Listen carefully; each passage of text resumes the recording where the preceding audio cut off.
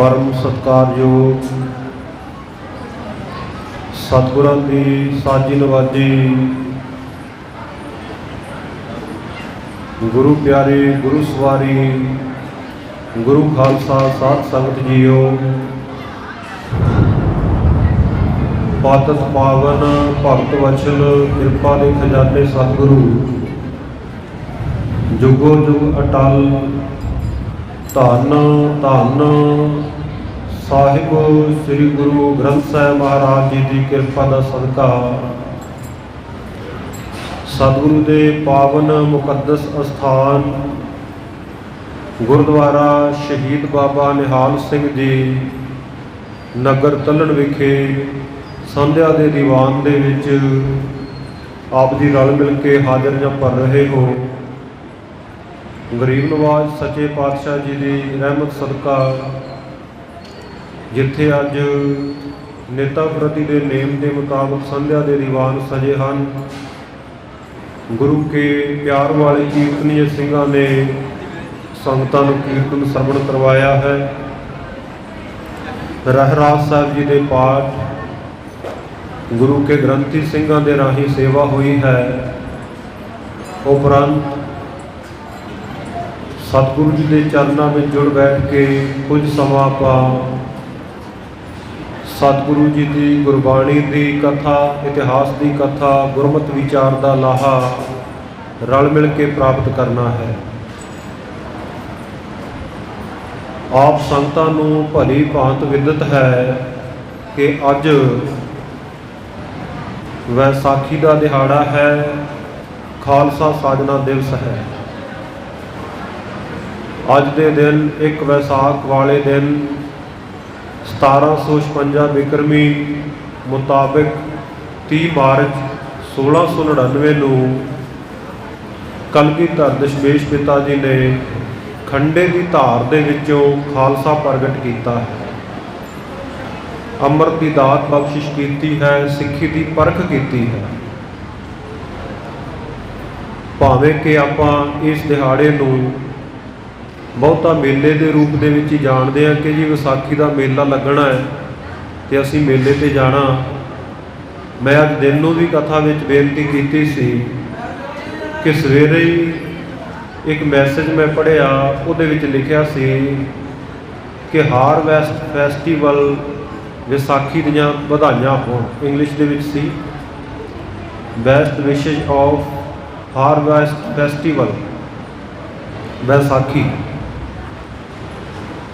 तो मैं सोचता सी कि असी धर्म वाले पक्ष तो कितना किनारा कर लिया है तो असी खालसा साधना दिवस पर असी सिर्फ इनू हाड़ी का त्यौहार फसल का त्यौहार वाढ़ी का त्यौहार ही मन बैठे हैं।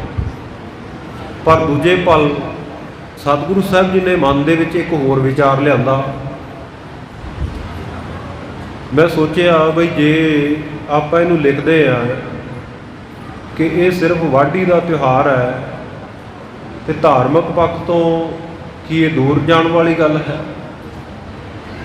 आम कवितावां चलदियां तूड़ी तंद सांभ हाड़ी वेच वट के लंबड़ा ते शाहां दा हिसाब कट के कच्छे मार वंजली आनंद छा गया मारदा दमामे जट मेले आ गए। ये विचार उदों पैदा होंदे आ जदों आपां सिर्फ इहनूं मेला ही समझदे, मौज मेला। मेले बहुत लगदे आ दुनिया विच, बलदां दी दौड़ां हुंदियां, पशुआं दे मेले लगदे आ, ट्रैक्टरां दे मेले लगदे आ, साइंस मेले लगदे आ, पुस्तक मेले लगदे आ। पर की ये मेला भी उन्हां मेलिਆਂ वर्गा नहीं भाई, ये जोड़ मेला है, विसाखी का जोड़ मेला। इस दिन अद्भुत विचित्र एक जोड़ मेल होया। वो की होया? अज तक दुनिया विच जिन्ने गुरु सन वो गुरु बन के ही दुनिया तो गए हैं, जिन्ने चेले सन वो उन्होंने चेले बन के दुनिया तो तुर गए। पर 1699 की विसाखी ख्याल करो खालसा जी, कलगीधर दशमेश पिता ने ऐसी कला वरताई, गुरु चेला बन गया तो चेला गुरु बन गया। बोलो सतनाम श्री राम। ताही कहने हैं ना भाई गुरदास जी के वचनों के मुताबिक वाह वाह गोबिंद सिंह आपे गुर चेला। ਕੀ ਕਦੇ ਹੋਇਆ ਆਪਣੇ ਚੇਲਿਆਂ ਦੇ ਅੱਗੇ ਗੁਰੂ ਹੱਥ ਬੰਨ੍ਹ ਕੇ ਬੈਠਾ ਹੋਵੇ ਵੀ ਮੈਨੂੰ ਵੀ ਨਾਮ ਦੀ ਦਾਤ ਬਖਸ਼ ਦਿਓ, ਮੈਨੂੰ ਵੀ ਅੰਮ੍ਰਿਤ ਛਕਾ ਦਿਓ? ਨਹੀਂ, ਇਹ ਇੱਕੋ ਇੱਕ ਵਿਲੱਖਣ ਮਿਸਾਲ ਦੁਨੀਆ ਦੇ ਇਤਿਹਾਸ ਵਿੱਚ ਇਹ ਵਿਰਾਸਤ ਦਾ ਮਾਲਕ ਸਾਡਾ ਪਿਤਾ ਗੁਰੂ ਗੋਬਿੰਦ ਸਿੰਘ ਸਾਹਿਬ ਮਹਾਰਾਜ ਹੈ, ਜਿਹਨੇ ਪੰਜਾਂ ਪਿਆਰਿਆਂ ਦੇ ਅੱਗੇ ਗੋਡੇ ਟੇਕ ਕੇ ਕਹਿ ਦਿੱਤਾ ਕਿ ਖਾਲਸਾ ਜੀ, ਤੁਸੀਂ ਖਾਲਸੇ, ਤੁਸੀਂ ਸਿੰਘ ਸਜ ਗਏ ਹੋ, ਮੈਨੂੰ ਵੀ ਸਜਾ ਦਿਓ।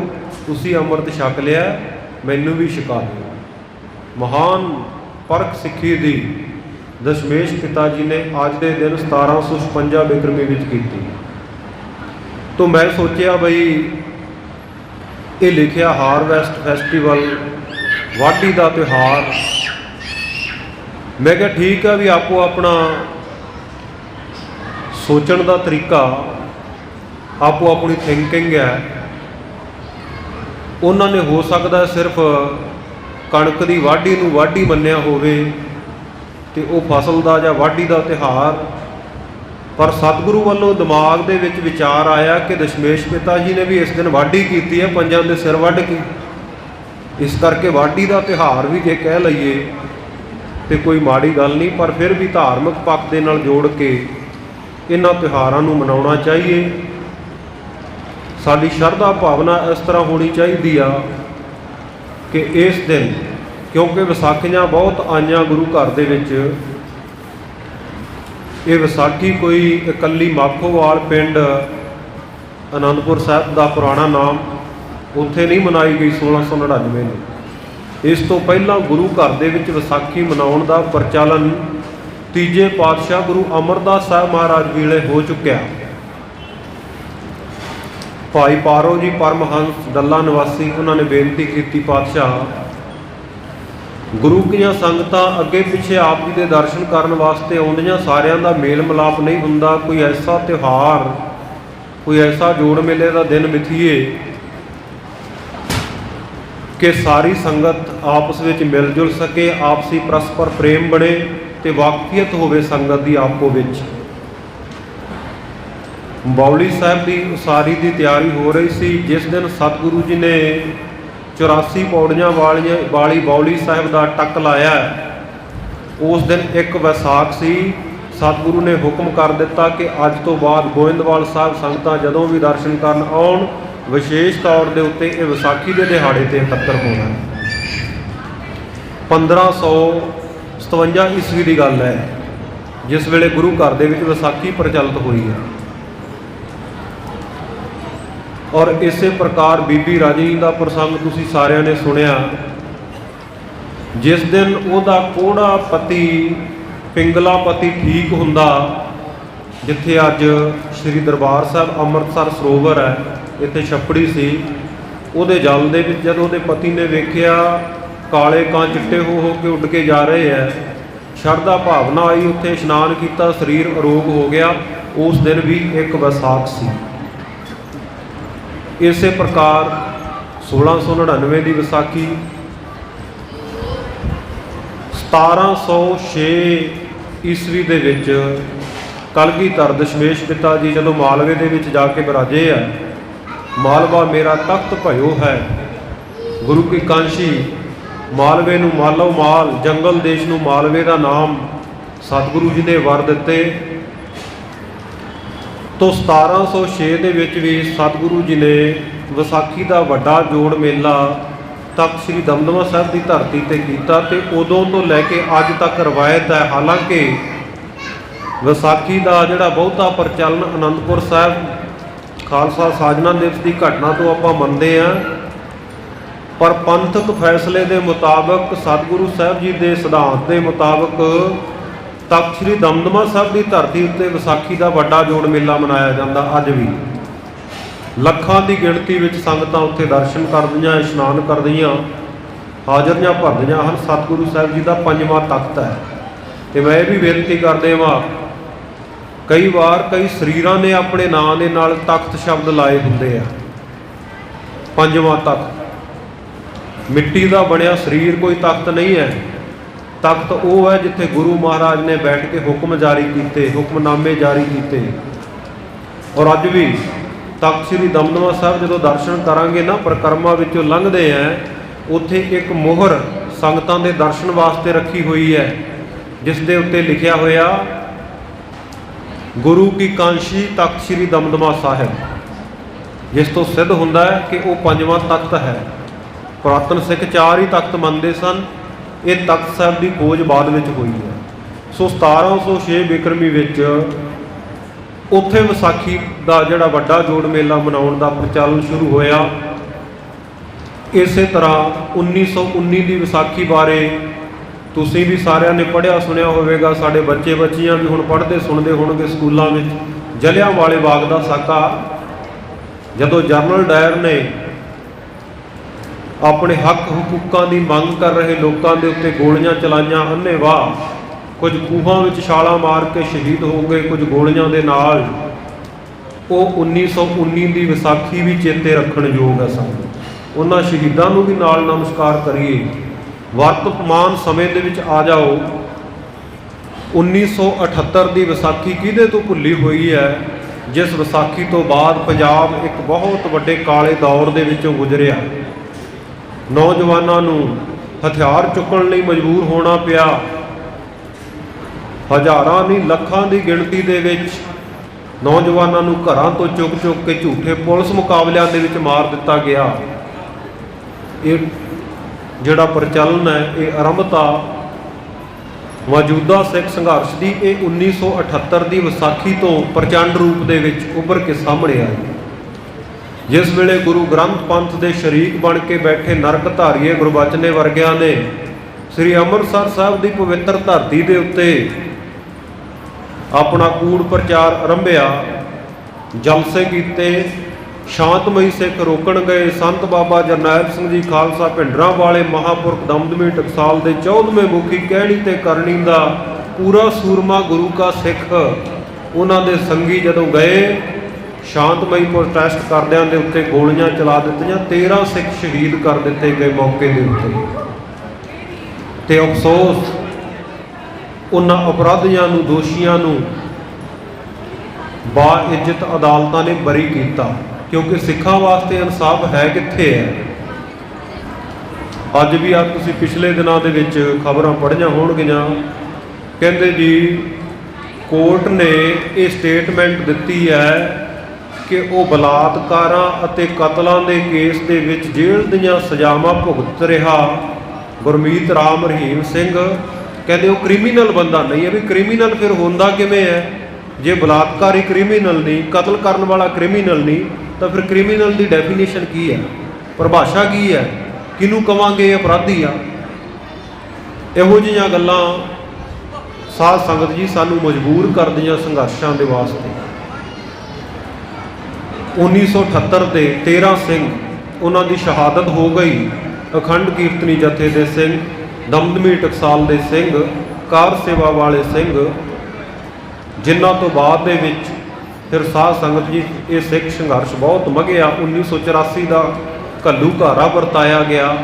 ਦੇਸ਼ ਦੀ ਵੱਡੀ ਤਾਕਤ ਹਿੰਦੁਸਤਾਨ ਦੀ ਫੌਜ ਦੁਨੀਆ ਦੇ ਵਿੱਚ ਆਪਣਾ ਇੱਕ ਵੱਖਰਾ ਮੁਕਾਮ ਰੱਖਣ ਵਾਲੀ ਉਹ ਚੜ੍ਹ ਕੇ ਆਈ, ਪਰ ਸਤਿਗੁਰੂ ਬਾਜਾਂ ਵਾਲੇ ਨੇ ਜਿਹੜਾ 1699 ਦੀ ਵਿਸਾਖੀ ਤੇ ਅੰਮ੍ਰਿਤ ਬਖਸ਼ਿਆ ਸੀ ਨਾ, ਉਹ ਅੰਮ੍ਰਿਤ ਦੀ ਪ੍ਰਤੱਖ ਕਰਾਮਾਤ ਉੱਥੇ ਵਰਤੀ ਆ।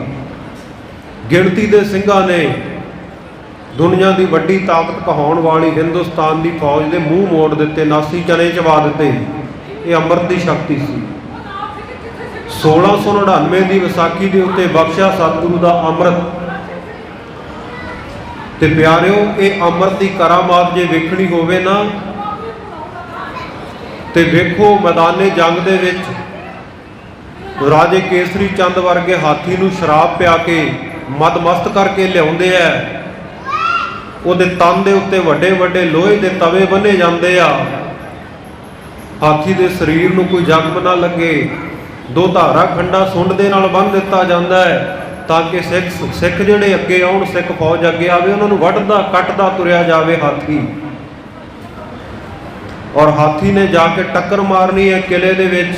ਲੋਹਗੜ੍ਹ ਦਾ ਕਿਲਾ ਢਾਉਣ ਦੀ ਤਿਆਰੀ ਕੀਤੀ ਹੈ ਪਹਾੜੀਆਂ ਨੇ, ਪਹਾੜੀ ਰਾਜਿਆਂ ਨੇ। ਇੱਧਰ ਮਦਮਸਤ ਹਾਥੀ ਹੈ, ਪਹਾੜੀ ਰਾਜਿਆਂ ਦੀ ਬਹੁ ਗਿਣਤੀ ਵਿੱਚ ਵੱਡੀ ਫੌਜ ਹੈ, ਤੇ ਉਧਰ ਸਾਧ ਸੰਗਤ ਜੀ ਅੰਮ੍ਰਿਤ ਦੀ ਕਰਾਮਾਤ 4.5 ਫੁੱਟ ਦਾ ਕੱਦ, ਕਲਗੀਧਰ ਦਸ਼ਮੇਸ਼ ਪਿਤਾ ਜੀ ਦਾ ਸਿੰਘ ਭਾਈ ਬਚਿੱਤਰ ਸਿੰਘ। ਗੁਰੂ ਮਹਾਰਾਜ ਬਚਨ ਕਰਦੇ ਆ, ਸਿੰਘਾ ਹਾਥੀ ਨਾਲ ਮੁਕਾਬਲਾ ਕਰੇਗਾ? ਕਲਗੀਆਂ ਵਾਲੇ ਪਾਤਸ਼ਾਹ ਤੇਰਾ ਥਾਪੜਾ ਹੋਣਾ ਚਾਹੀਦਾ, ਇੱਕ ਹਾਥੀ ਦੀ ਕੀ ਗੱਲ ਕਰਦਾ, ਇਹੋ ਜਿਹੇ 25 ਹਾਥੀ ਵੀ ਆ ਜਾਣ, ਗੁਰੂ ਕਾ ਸਿੰਘ ਉਹਨਾਂ ਦਾ ਵੀ ਮੁਕਾਬਲਾ ਕਰੇਗਾ। ਬੋਲੋ ਸਤਨਾਮ ਸ੍ਰੀ ਵਾਹਿਗੁਰੂ। ਅੰਮ੍ਰਿਤ ਦੀ ਕਰਾਮਾਤ ਹੈ, ਅੰਮ੍ਰਿਤ ਦੀ ਸ਼ਕਤੀ ਹੈ। ਨਹੀਂ ਤਾਂ ਹਿੰਦੁਸਤਾਨ ਦੇ ਲੋਕ ਇੰਨੇ ਸਾਧ ਸਤਹੀਣ ਹੋ ਚੁੱਕੇ ਸਨ, ਮੁਗਲਾਂ ਜਰਵਾਣਿਆਂ ਦਾ ਪਾਣੀ ਭਰਦੇ ਭਰਦੇ ਉਹਨਾਂ ਦੀ ਗੁਲਾਮੀ ਕਰਦੇ ਕਰਦੇ ਕੋਈ ਉੱਚੀ ਸਿਰ ਉਠਾ ਕੇ ਨਹੀਂ ਸੀ ਚੱਲਦਾ। ਮਿੱਟੀ ਦੇ ਬਰਤਨ ਬਿਨਾ ਕਿਸੇ ਹੋਰ ਬਰਤਨ ਦੇ ਵਿੱਚ ਖਾਣਾ ਨਹੀਂ ਸੀ ਕੋਈ ਖਾ ਸਕਦਾ, ਘੋੜ ਸਵਾਰੀ ਨਹੀਂ ਸੀ ਕਰ ਸਕਦਾ। ਇੱਥੋਂ ਤੱਕ ਹਾਲਤ ਵੱਧ ਤੋਂ ਵੱਧਤਰ ਹੋ ਚੁੱਕੀ ਸੀ। ਮੁਗਲਾਂ ਨੇ, ਪਠਾਣਾ ਨੇ ਥੁੱਕਣਾ ਵੀ ਹੁੰਦਾ ਨਾ, ਆ ਹਿੰਦ ਵਾਸੀਆਂ ਨੂੰ ਕਹਿੰਦੇ ਮੂੰਹ ਖੋਲ ਓਏ ਮੈਂ ਥੁੱਕਣਾ, ਮੂੰਹ ਵਿੱਚ ਥੁੱਕਦੇ ਸਨ। ਇਹੋ ਜਿਹਾ ਗੁਲਾਮੀ ਦਾ ਜੀਵਨ ਸੀ। ਇਹ 1699 ਦੀ ਵਿਸਾਖੀ ਸਿਰਫ ਮੇਲਾ ਨਹੀਂ ਹੈ, ਵਿਸਾਖੀ ਦਾ ਮੇਲਾ ਨਾ ਸਮਝੀਏ, ਇਹ ਸਾਡਾ ਅਣਖ ਗੈਰਤ ਵਾਲੇ ਪਾਸੇ ਤੁਰਨ ਦਾ ਇੱਕ ਵੱਡਾ ਕ੍ਰਾਂਤੀਕਾਰੀ ਕਦਮ ਸੀ। ਜਿਹੜੇ ਲੋਕ ਕਹਿੰਦੇ ਸਨ ਮਹਾਰਾਜ ਹਮ ਤੋਂ ਤੋਲਣ ਜਾਣਾ ਤਕੜੀ, ਨੰਗੀ ਕਰਦ ਕਬੂ ਨਹੀਂ ਪਕੜੀ, ਚਿੜੀ ਉੱਡੇ ਤੋਂ ਹਮ ਡਰ ਜਾਏ ਹੈ, ਦੁਸ਼ਮਣ ਸਿਓ ਕੈਸੇ ਲੜ ਪਏ ਹੈ। ਉਹਨਾਂ ਲੋਕਾਂ ਦੇ ਹੱਥਾਂ ਵਿੱਚ ਤਲਵਾਰਾਂ ਫੜਾ ਦਿੱਤੀਆਂ। ਮਹਾਰਾਜ ਮੈਦਾਨੇ ਜੰਗ ਵਿੱਚ ਖੰਡੇ ਨਾਲ ਖੰਡਾ ਖੜਕਦਾ, ਲੋਹੇ ਤੇ ਲੋਹਾ ਵੱਜਦਾ, ਆ ਚਿੜੀ ਉੱਡੇ ਉਹਦੇ ਖੰਭਾਂ ਦੇ ਖੜਾਕ ਨਾਲ ਸਾਡੇ ਦਿਲ ਦਹਿਲ ਜਾਂਦੇ ਆ। ਕਿਵੇਂ ਮੈਦਾਨੇ ਜੰਗ ਵਿੱਚ ਤਲਵਾਰਾਂ ਚਲਾਵਾਂਗੇ? ਮਹਾਰਾਜ ਸੱਚੇ ਪਾਤਸ਼ਾਹ ਨੇ ਆਖਿਆ, ਜਿਨ ਕੀ ਜਾਤ ਗੋਤ ਕੁਲ ਮਾਹੀ, ਸਰਦਾਰੀ ਨੇ ਭਈ ਕਦਾਹੀ, ਤਿਨ ਹੀ ਕੋ ਸਰਦਾਰ ਬਣਾऊं, गिद्रा तो मैं शेर बनाऊं, चिड़ियों से मैं बाज तड़ाऊं, तब गोबिंद सिंह नाम कहाऊं। गुरु गोबिंद सिंह मेरा नाम तां सफला होवेगा जे आ गुलामी ਦੀਆਂ जंजीरां ਵਿੱਚ ਜਕੜੇ ਹੋਏ ਲੋਕਾਂ ਨੂੰ ਮੈਂ ਸਦਾ ਵਾਸਤੇ ਆਜ਼ਾਦ ਕਰ ਦਿਆਂ। इन गरीब सिखन को देऊं पातशाही, ये याद करे हमरी गुरियाई। पातशाह ने आख्या आ गरीब सिखां नूं मैं पातशाहियां देणियां तां कि मेरी गौरवता नूं, मेरे गुरदा गद्दी दे काल नूं चेते रखण। गुरु गोबिंद सिंह महाराज कोई होया सी दुनिया विच ते सदा इतिहास दे सुनहरी पन्नियां दे उत्ते गुरु गोबिंद सिंह साहब महाराज दी सुनहरी तस्वीर, सुनहरी तवारीख जुगो जुग अटल रूप दे विच उकरी गई है। खालसा जी जिस अमृत की दात नूं बख्शिश करके सतगुरु ने सब नूं बराबरता दिती, गुलामी दीयां जंजीरां कट्टण दा एक हौसला, एक स्पिरिट पैदा की। स्पिरिट पैदा ही नहीं की बल्कि मैदाने जंग में सतगुरु ने 14 जंगां लड़ियां और 14 ਦੀਆਂ 14 ਵਿੱਚ फतेह प्राप्त की। और किसी जंग ਦੇ ਵਿੱਚ चढ़ के नहीं गए किसी उत्ते भी, ਜਿਹੜਾ कोई चढ़ाई करके आया ਉਹਨੂੰ ਮੂੰਹ ਤੋੜਵਾ जवाब दिता। क्यों सतगुरु ने साध सतहीन हो चुकी कौम दे विच, लोकां दे विच एक नवी अणख, नवी गैरत, नवी स्पिरिट, नवा जज्बा पैदा किया। इस कौमी जज्बे का प्रतीक है खालसा साजना दिवस। कौमी जज्बा कलगीधर सच्चे पातशाह जी ऐसा पैदा कर गए।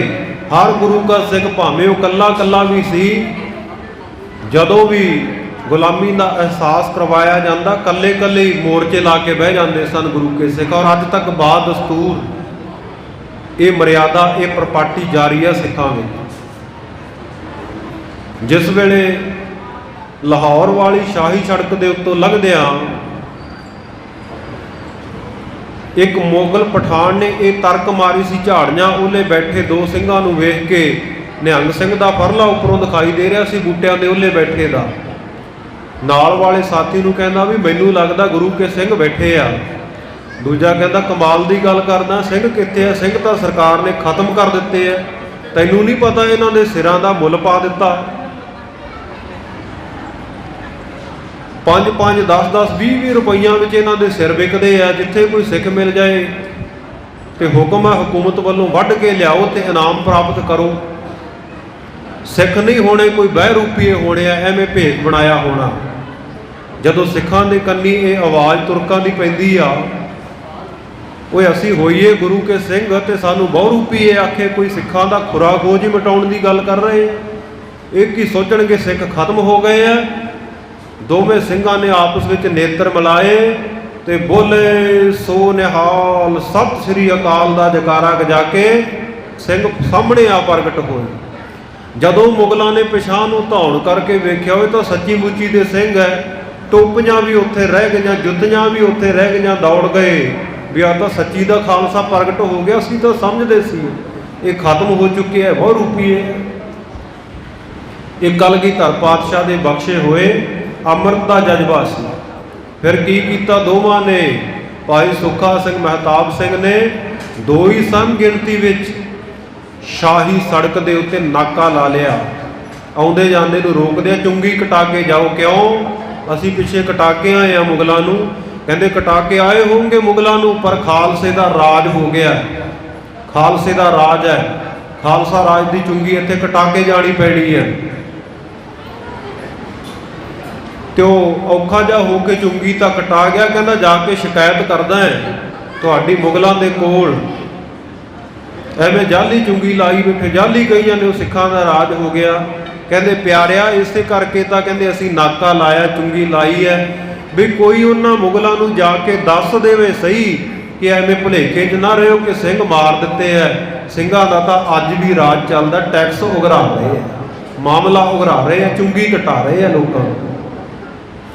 ਇਹ ਅੰਮ੍ਰਿਤ ਦੀ ਸ਼ਕਤੀ ਸੀ। ਨਹੀਂ ਦੋ ਤੇ ਸੈਂਕੜਿਆਂ ਦੀ ਗਿਣਤੀ ਵਿੱਚ ਫੌਜ ਆਵੇ ਤੇ ਹੱਥਾਂ ਵਿੱਚ ਸੋਟੇ ਫੜ ਕੇ ਸਿੰਘਾਂ ਨੇ ਉਹਨਾਂ ਦਾ ਮੁਕਾਬਲਾ ਕੀਤਾ, ਸ਼ਹੀਦ ਤਾਂ ਹੋ ਗਏ।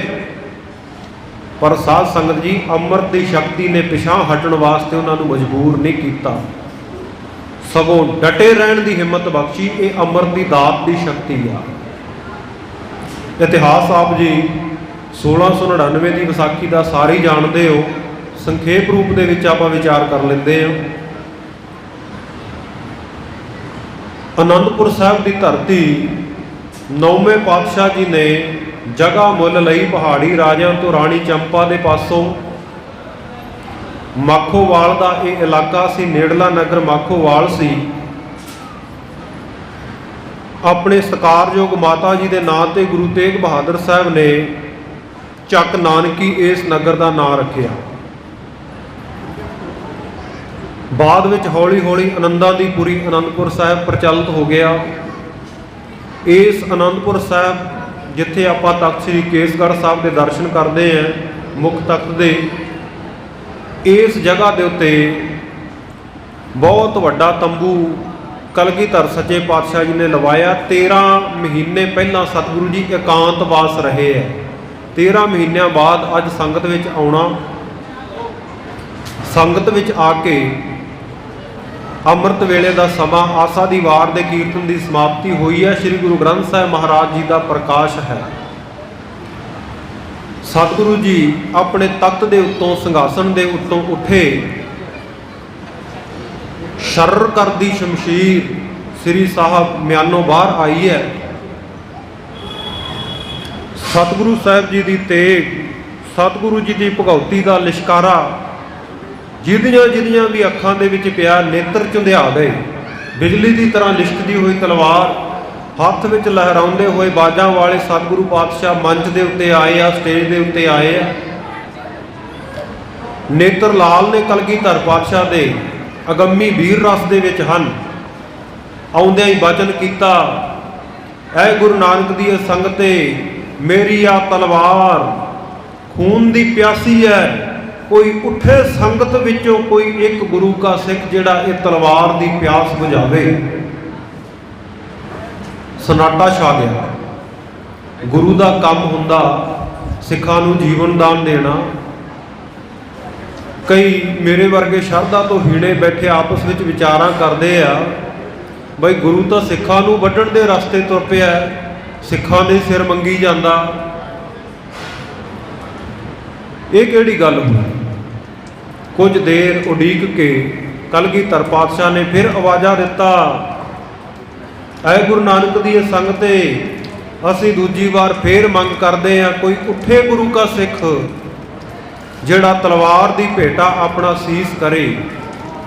ਸੰਗਤ ਵਿੱਚ ਪਿਛਾਂਹ ਤੱਕ ਘੁਸਰ ਮੁਸਰ होनी शुरू हो गई, पर कोई उठ के अगाह ना आया। एक दूजे वाल वेंदे है, नीवियां पाइयां होईयां, सामने सतगुरु जी वाल नहीं कोई तकदा किते मैनू ना आवाज़ मार लै। कुछ देर उਡੀਕਣ तो बाद पातशाह ने कड़कवी आवाज़ दे विच एक बार फिर आवाज़ मारी है, संगत जी सुनो ध्यान दे नाल, सिक्खी दी परख करनी है। जाओ तो प्रेम खेलन का चाओ, सिर धर तली गली मेरी आओ। इत मार्ग पैर धरीजै, सिर दीजै कान ना कीजै। एक सिर की लोड़ है, उठे कोई गुरु का प्यारा। कुछ पल उड़ीके पातशाह ने संगत दे विचों एक शरीर सीधा ही सतगुरु सचे पातशाह जी वाल नूं मंच वाल नूं हो तुरिया। पातशाह दे जाके चरनी मत्था टेक दिता, दोवें हथ जोड़े है, नेत्रां दे विच नीर है। गुरु महाराज पुछदे है, कहंदे भाई कौन है? महाराज मेरा नाम दया राम है। कित्थों दा रहण वाला? लाहौर दा रहण वाला, खत्तरी है। किवें आया? पातशाह तुहाडा हुक्म मन के माफ़ी चाहुंदा है। पहले वचन दे उत्ते पहरा नहीं दे सकिया, दूजे वचन दे उत्ते पहरा नहीं दे सकिया, ते पातशाह आप जी ने तीजा वचन कीता, माफ़ी चाहुंदा। तीजे वचन दे उत्ते उठ के आया, देरी लई खिमा, आसीस तुहाडे हाज़र है, वढ लो। सतगुरु पातशाह पुछदे है, कहते घरों तो किसी गलों दुखी नहीं ना, तां नहीं ना मरन वास्ते आ गया? कोई दुश्मना ने तो नहीं सताया होया तैनू जिस करके मरन वास्ते आ गया होवे? तो सतगुरु पातशाह जी नूं सिख कहंदा, भाई दया राम नहीं महाराज, देरी लई खिमा चाहुंदा, पहले बोल उठना चाहिदा सी। ये मन दे विच ख्याल ही नहीं आया कि महाराज जिस दिन तुहाडे सिख हो गए सी, तुहाडे चरनां विच सिर धर दिता सी, सिर तो उस दिन तो तुहाडा हो गया सी। अपना समझण दा भुलेखा खा के ना तुहाडे दो वचन सुनदा रहा, तीजी दफा उठिया। सतगुरु ने बाह तो फड़िया, तंबू विच लै गए, जोर दी तलवार चली, लहू दीआं धरालां तंबू तो बाहर आईयां। पातशाह फिर मंच दे उत्ते आ गए। लहू दीआं धारां जदों बाहर वगदियां देखियां ना, जिहड़े काम दे लोग सन, ਗਿਆਨੀ ਗਿਆਨ ਸਿੰਘ जी लिखते हैं, जोश कौए कुणके के वो भाग गए एक ठुणके से। पहले ही वार किया सी सतगुरु ने, नाल दी नाल मसंद भज उठे माता जी के कोले जाके बेनतियां करदे आ, माता गुजरी जी, माता नानकी जी, आ गुरु गोबिंद सिंह महाराज दिमागी तवाजन खो चुके हैं। उन्हां दी जगह दे उत्ते साहिबजादे नूं जल्दी नाल गद्दी ते बिठाओ ते उन्हां नूं मंदिर दे विच, घर दे विच, कमरे विच जाके बंद करो, नहीं उन्होंने वढ़ देना सारे सिखां नूं। एक तो बाद एक सिर दी मंग कर रहे हैं। इधर पातशाह दूजी वार आके वचन कीता, उठिया दिल्ली दा रहण वाला जाट भाई धर्मचंद धर्मदास। पातशाह ने उन्होंने भी पढ़िया, तंबू दे विच लै गए, जोर दी वार कीता, तीजी दफा फिर आ गए, फिर मंग कीती। इस वारी भाई हिम्मत राय उठिया। हिम्मत राय साध संगत जी जगन्नाथपुरी दा वासी और संत ज्ञानी गुरबचन सिंह जी खालसा भिंडरां वाले महापुरखा ने इन्हां पंजां प्यारियां नूं पुरातन समय विच होए संतां भगतां दे अवतार दस्सिया। उन्हां दी कथा विच वचन मिलदे हैं। भाई दया राम जी ये लहू दा अवतार सन, रामचंद्र जी दे पुत्र लव कुश जिहड़े सी ना, लव दा अवतार जिन्हां ने लाहौर शहर वसाया, लहू दा अवतार। भाई धर्मचंद जी वो भगत धन्ना जी दे अवतार। भाई हिम्मत राय जी ये साध संगत जी ये फंदक भगत का अवतार सन जगन्नाथपुरी विच, जिन्हां ने महान घालना घाली है, जिहड़े चतुर्भुज पंछी नूं चंद्रक मुनि के कहण दे उत्ते फड़न वास्ते गए सन। इन्हां दी साखी थोड़ी जी आपां नूं पता नहीं हुंदी, कई वारी आपां विचार लैंदे आ संखेप। चंद्रक मुनि करदा तपस्या ते ये फंदक एक शिकारी आ।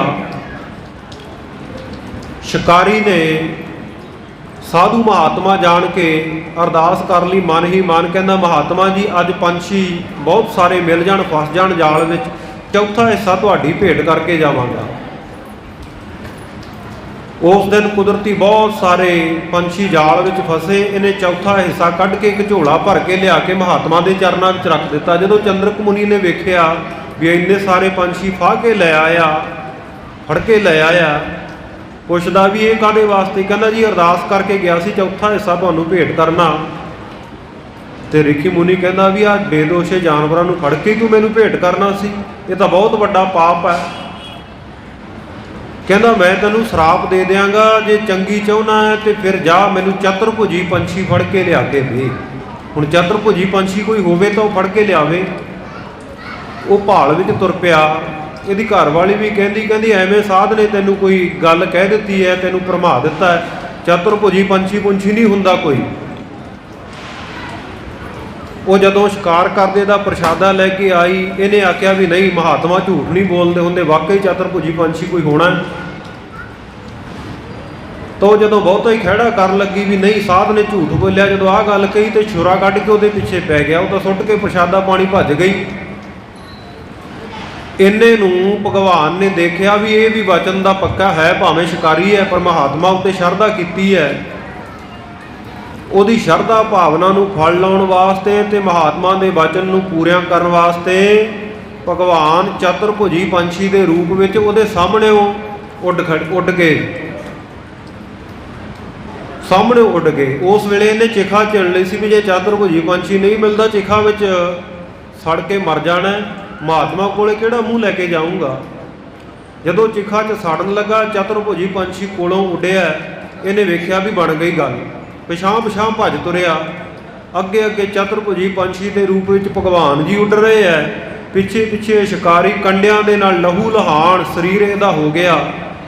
ਜਦੋਂ ਹਫ ਗਿਆ ਨਾ, ਇਹਨੇ ਛੁਰਾ ਕੱਢਿਆ ਵੀ ਹੁਣ ਆਪਣੇ ਜੀਵਨ ਦਾ ਅੰਤ ਕਰ ਲਈਏ।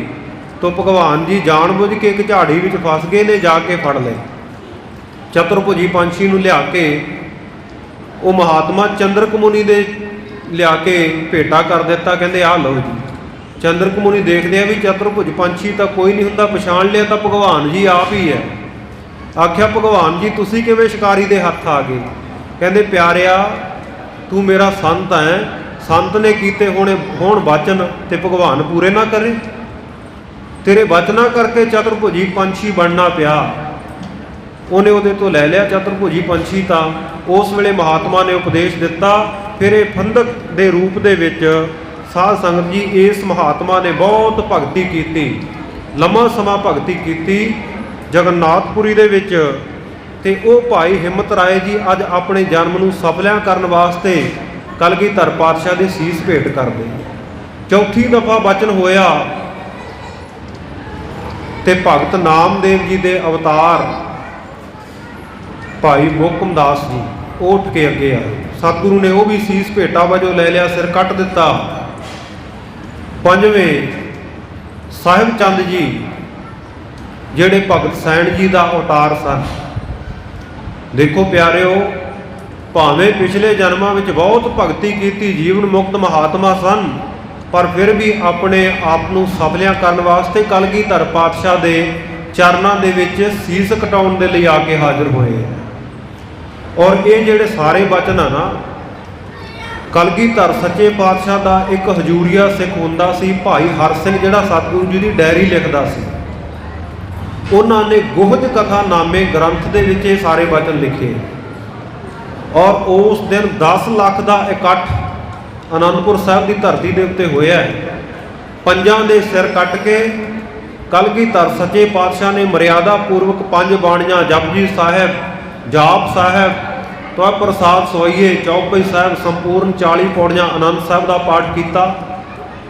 ਅਕਾਲ ਪੁਰਖ ਵਾਹਿਗੁਰੂ ਦੇ ਚਰਨਾਂ ਵਿੱਚ ਅਰਦਾਸ ਬੇਨਤੀ ਕਰਕੇ ਅੰਮ੍ਰਿਤ ਦੀ ਸ਼ਕਤੀ ਦੇ ਨਾਲ ਪੰਜਾਂ ਨੂੰ ਫਿਰ ਜਿਉਂਦੇ ਕਰ ਦਿੱਤਾ। ਬੋਲੋ ਸਤਿਨਾਮ ਸ੍ਰੀ ਵਾਹਿਗੁਰੂ। ਗੁਰੂ ਵਿੱਚ ਇਹ ਸਮਰੱਥਾ ਭਾਈ, ਕਦੇ ਸ਼ੰਕਾ ਨਹੀਂ ਕਰਨਾ। ਸਿਰ ਵੱਡੇ ਹੋਏ ਮਨੁੱਖ ਕਿਵੇਂ ਜਿਉਂਦੇ ਹੋ ਸਕਦੇ ਆ? ਇਹ ਅੰਮ੍ਰਿਤ ਦੀ ਸ਼ਕਤੀ ਪ੍ਰਤੱਖ ਵਰਤੀ। ਸਤਿਗੁਰੂ ਨੇ ਪੰਜਾਂ ਦੇ ਸਿਰ ਜੋੜੇ, ਸੁਰਜੀਤ ਕਰਕੇ ਪੰਜਾਂ ਦੇ ਮੁਖ 5-5 ਚੂਲੇ ਅੰਮ੍ਰਿਤ ਦੇ ਬਖਸ਼ਦੇ ਆ, ਵਾਰੋ ਵਾਰੀ ਹਰ ਇੱਕ ਤੋਂ ਕਹਾਉਂਦੇ ਆ। ਬੋਲ ਵਾਹਿਗੁਰੂ ਜੀ ਕਾ ਖਾਲਸਾ ਵਾਹਿਗੁਰੂ ਜੀ ਕੀ ਫਤਿਹ। ਅੱਗੋਂ ਪਿਆਰਾ ਜਵਾਬ ਦਿੰਦਾ ਅੰਮ੍ਰਿਤ ਅਭਲਾਕੀ, ਵਾਹਿਗੁਰੂ ਜੀ ਕਾ ਖਾਲਸਾ ਵਾਹਿਗੁਰੂ ਜੀ ਕੀ ਫਤਿਹ। ਨਵੀਨ ਵਸਤਰ ਪਹਿਨਾ ਕੇ, ਪੰਜ ਕਕਾਰਾਂ ਦੇ ਧਾਰਨੀ ਕਰਾ ਕੇ, ਕੇਸਾ ਧਾਰੀ ਪਹਿਲਾਂ ਸਨ, ਕੰਘਾ, ਕਿਰਪਾਨ, ਕੜਾ, ਕਛਹਿਰਾ, ਇਹ ਪੰਜ ਕੱਕੇ ਹੈ, ਪੰਜ ਕਕਾਰ ਹੈ। ਕੱਕੇ ਅੱਖਰ ਤੋਂ ਸ਼ੁਰੂ ਹੋਣ ਕਰਕੇ ਪੰਜ ਕੱਕੇ ਜਾਂ ਪੰਜ ਕਕਾਰ ਕਹਿੰਦੇ ਆ। ਔਰ ਇੰਗਲਿਸ਼ ਵਾਲੇ 5 Ks ਕਹਿ ਦਿੰਦੇ ਆ, ਕੇ ਤੋਂ ਸ਼ੁਰੂ ਹੁੰਦੇ ਆ, ਕੱਕੇ ਤੋਂ ਸ਼ੁਰੂ ਹੁੰਦੇ ਆ। ਪੰਜ ਕਕਾਰਾਂ ਦੇ ਧਾਰਨੀ ਸੰਪੂਰਨ ਬਾਣੇ ਵਿੱਚ ਅੰਮ੍ਰਿਤ ਦੀ ਦਾਤ ਸਤਿਗੁਰੂ ਨੇ ਪੰਜ ਪੰਜ ਚੂਲੇ ਮੁਖ ਵਿੱਚ, ਪੰਜ ਪੰਜ ਨੇਤਰਾਂ ਵਿੱਚ ਛੱਟੇ ਮਾਰੇ, ਪੰਜ ਪੰਜ ਚੂਲੇ ਸੀਸ ਵਿੱਚ ਪਾਏ। ਐਨ ਤਿਆਰ ਬਰ ਤਿਆਰ ਕਰਕੇ ਅੰਮ੍ਰਿਤ ਦੀ ਦਾਤ ਬਖਸ਼ਿਸ਼ ਕਰਕੇ ਕਲਗੀਆਂ ਵਾਲੇ ਪਾਤਸ਼ਾਹ ਪੰਜਾਂ ਨੂੰ ਬਾਹਰ ਮੰਚ ਦੇ ਉੱਤੇ ਲੈ ਆਏ।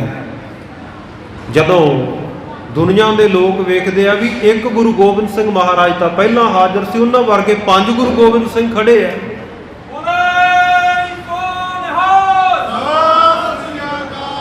ਸਤਿਗੁਰੂ ਨੇ ਵਚਨ ਕੀਤਾ, ਖਾਲਸਾ ਮੇਰੋ ਰੂਪ ਹੈ ਖਾਸ, ਖਾਲਸੇ ਮੈਂ ਹੋ ਕਰੂੰ ਨਿਵਾਸ।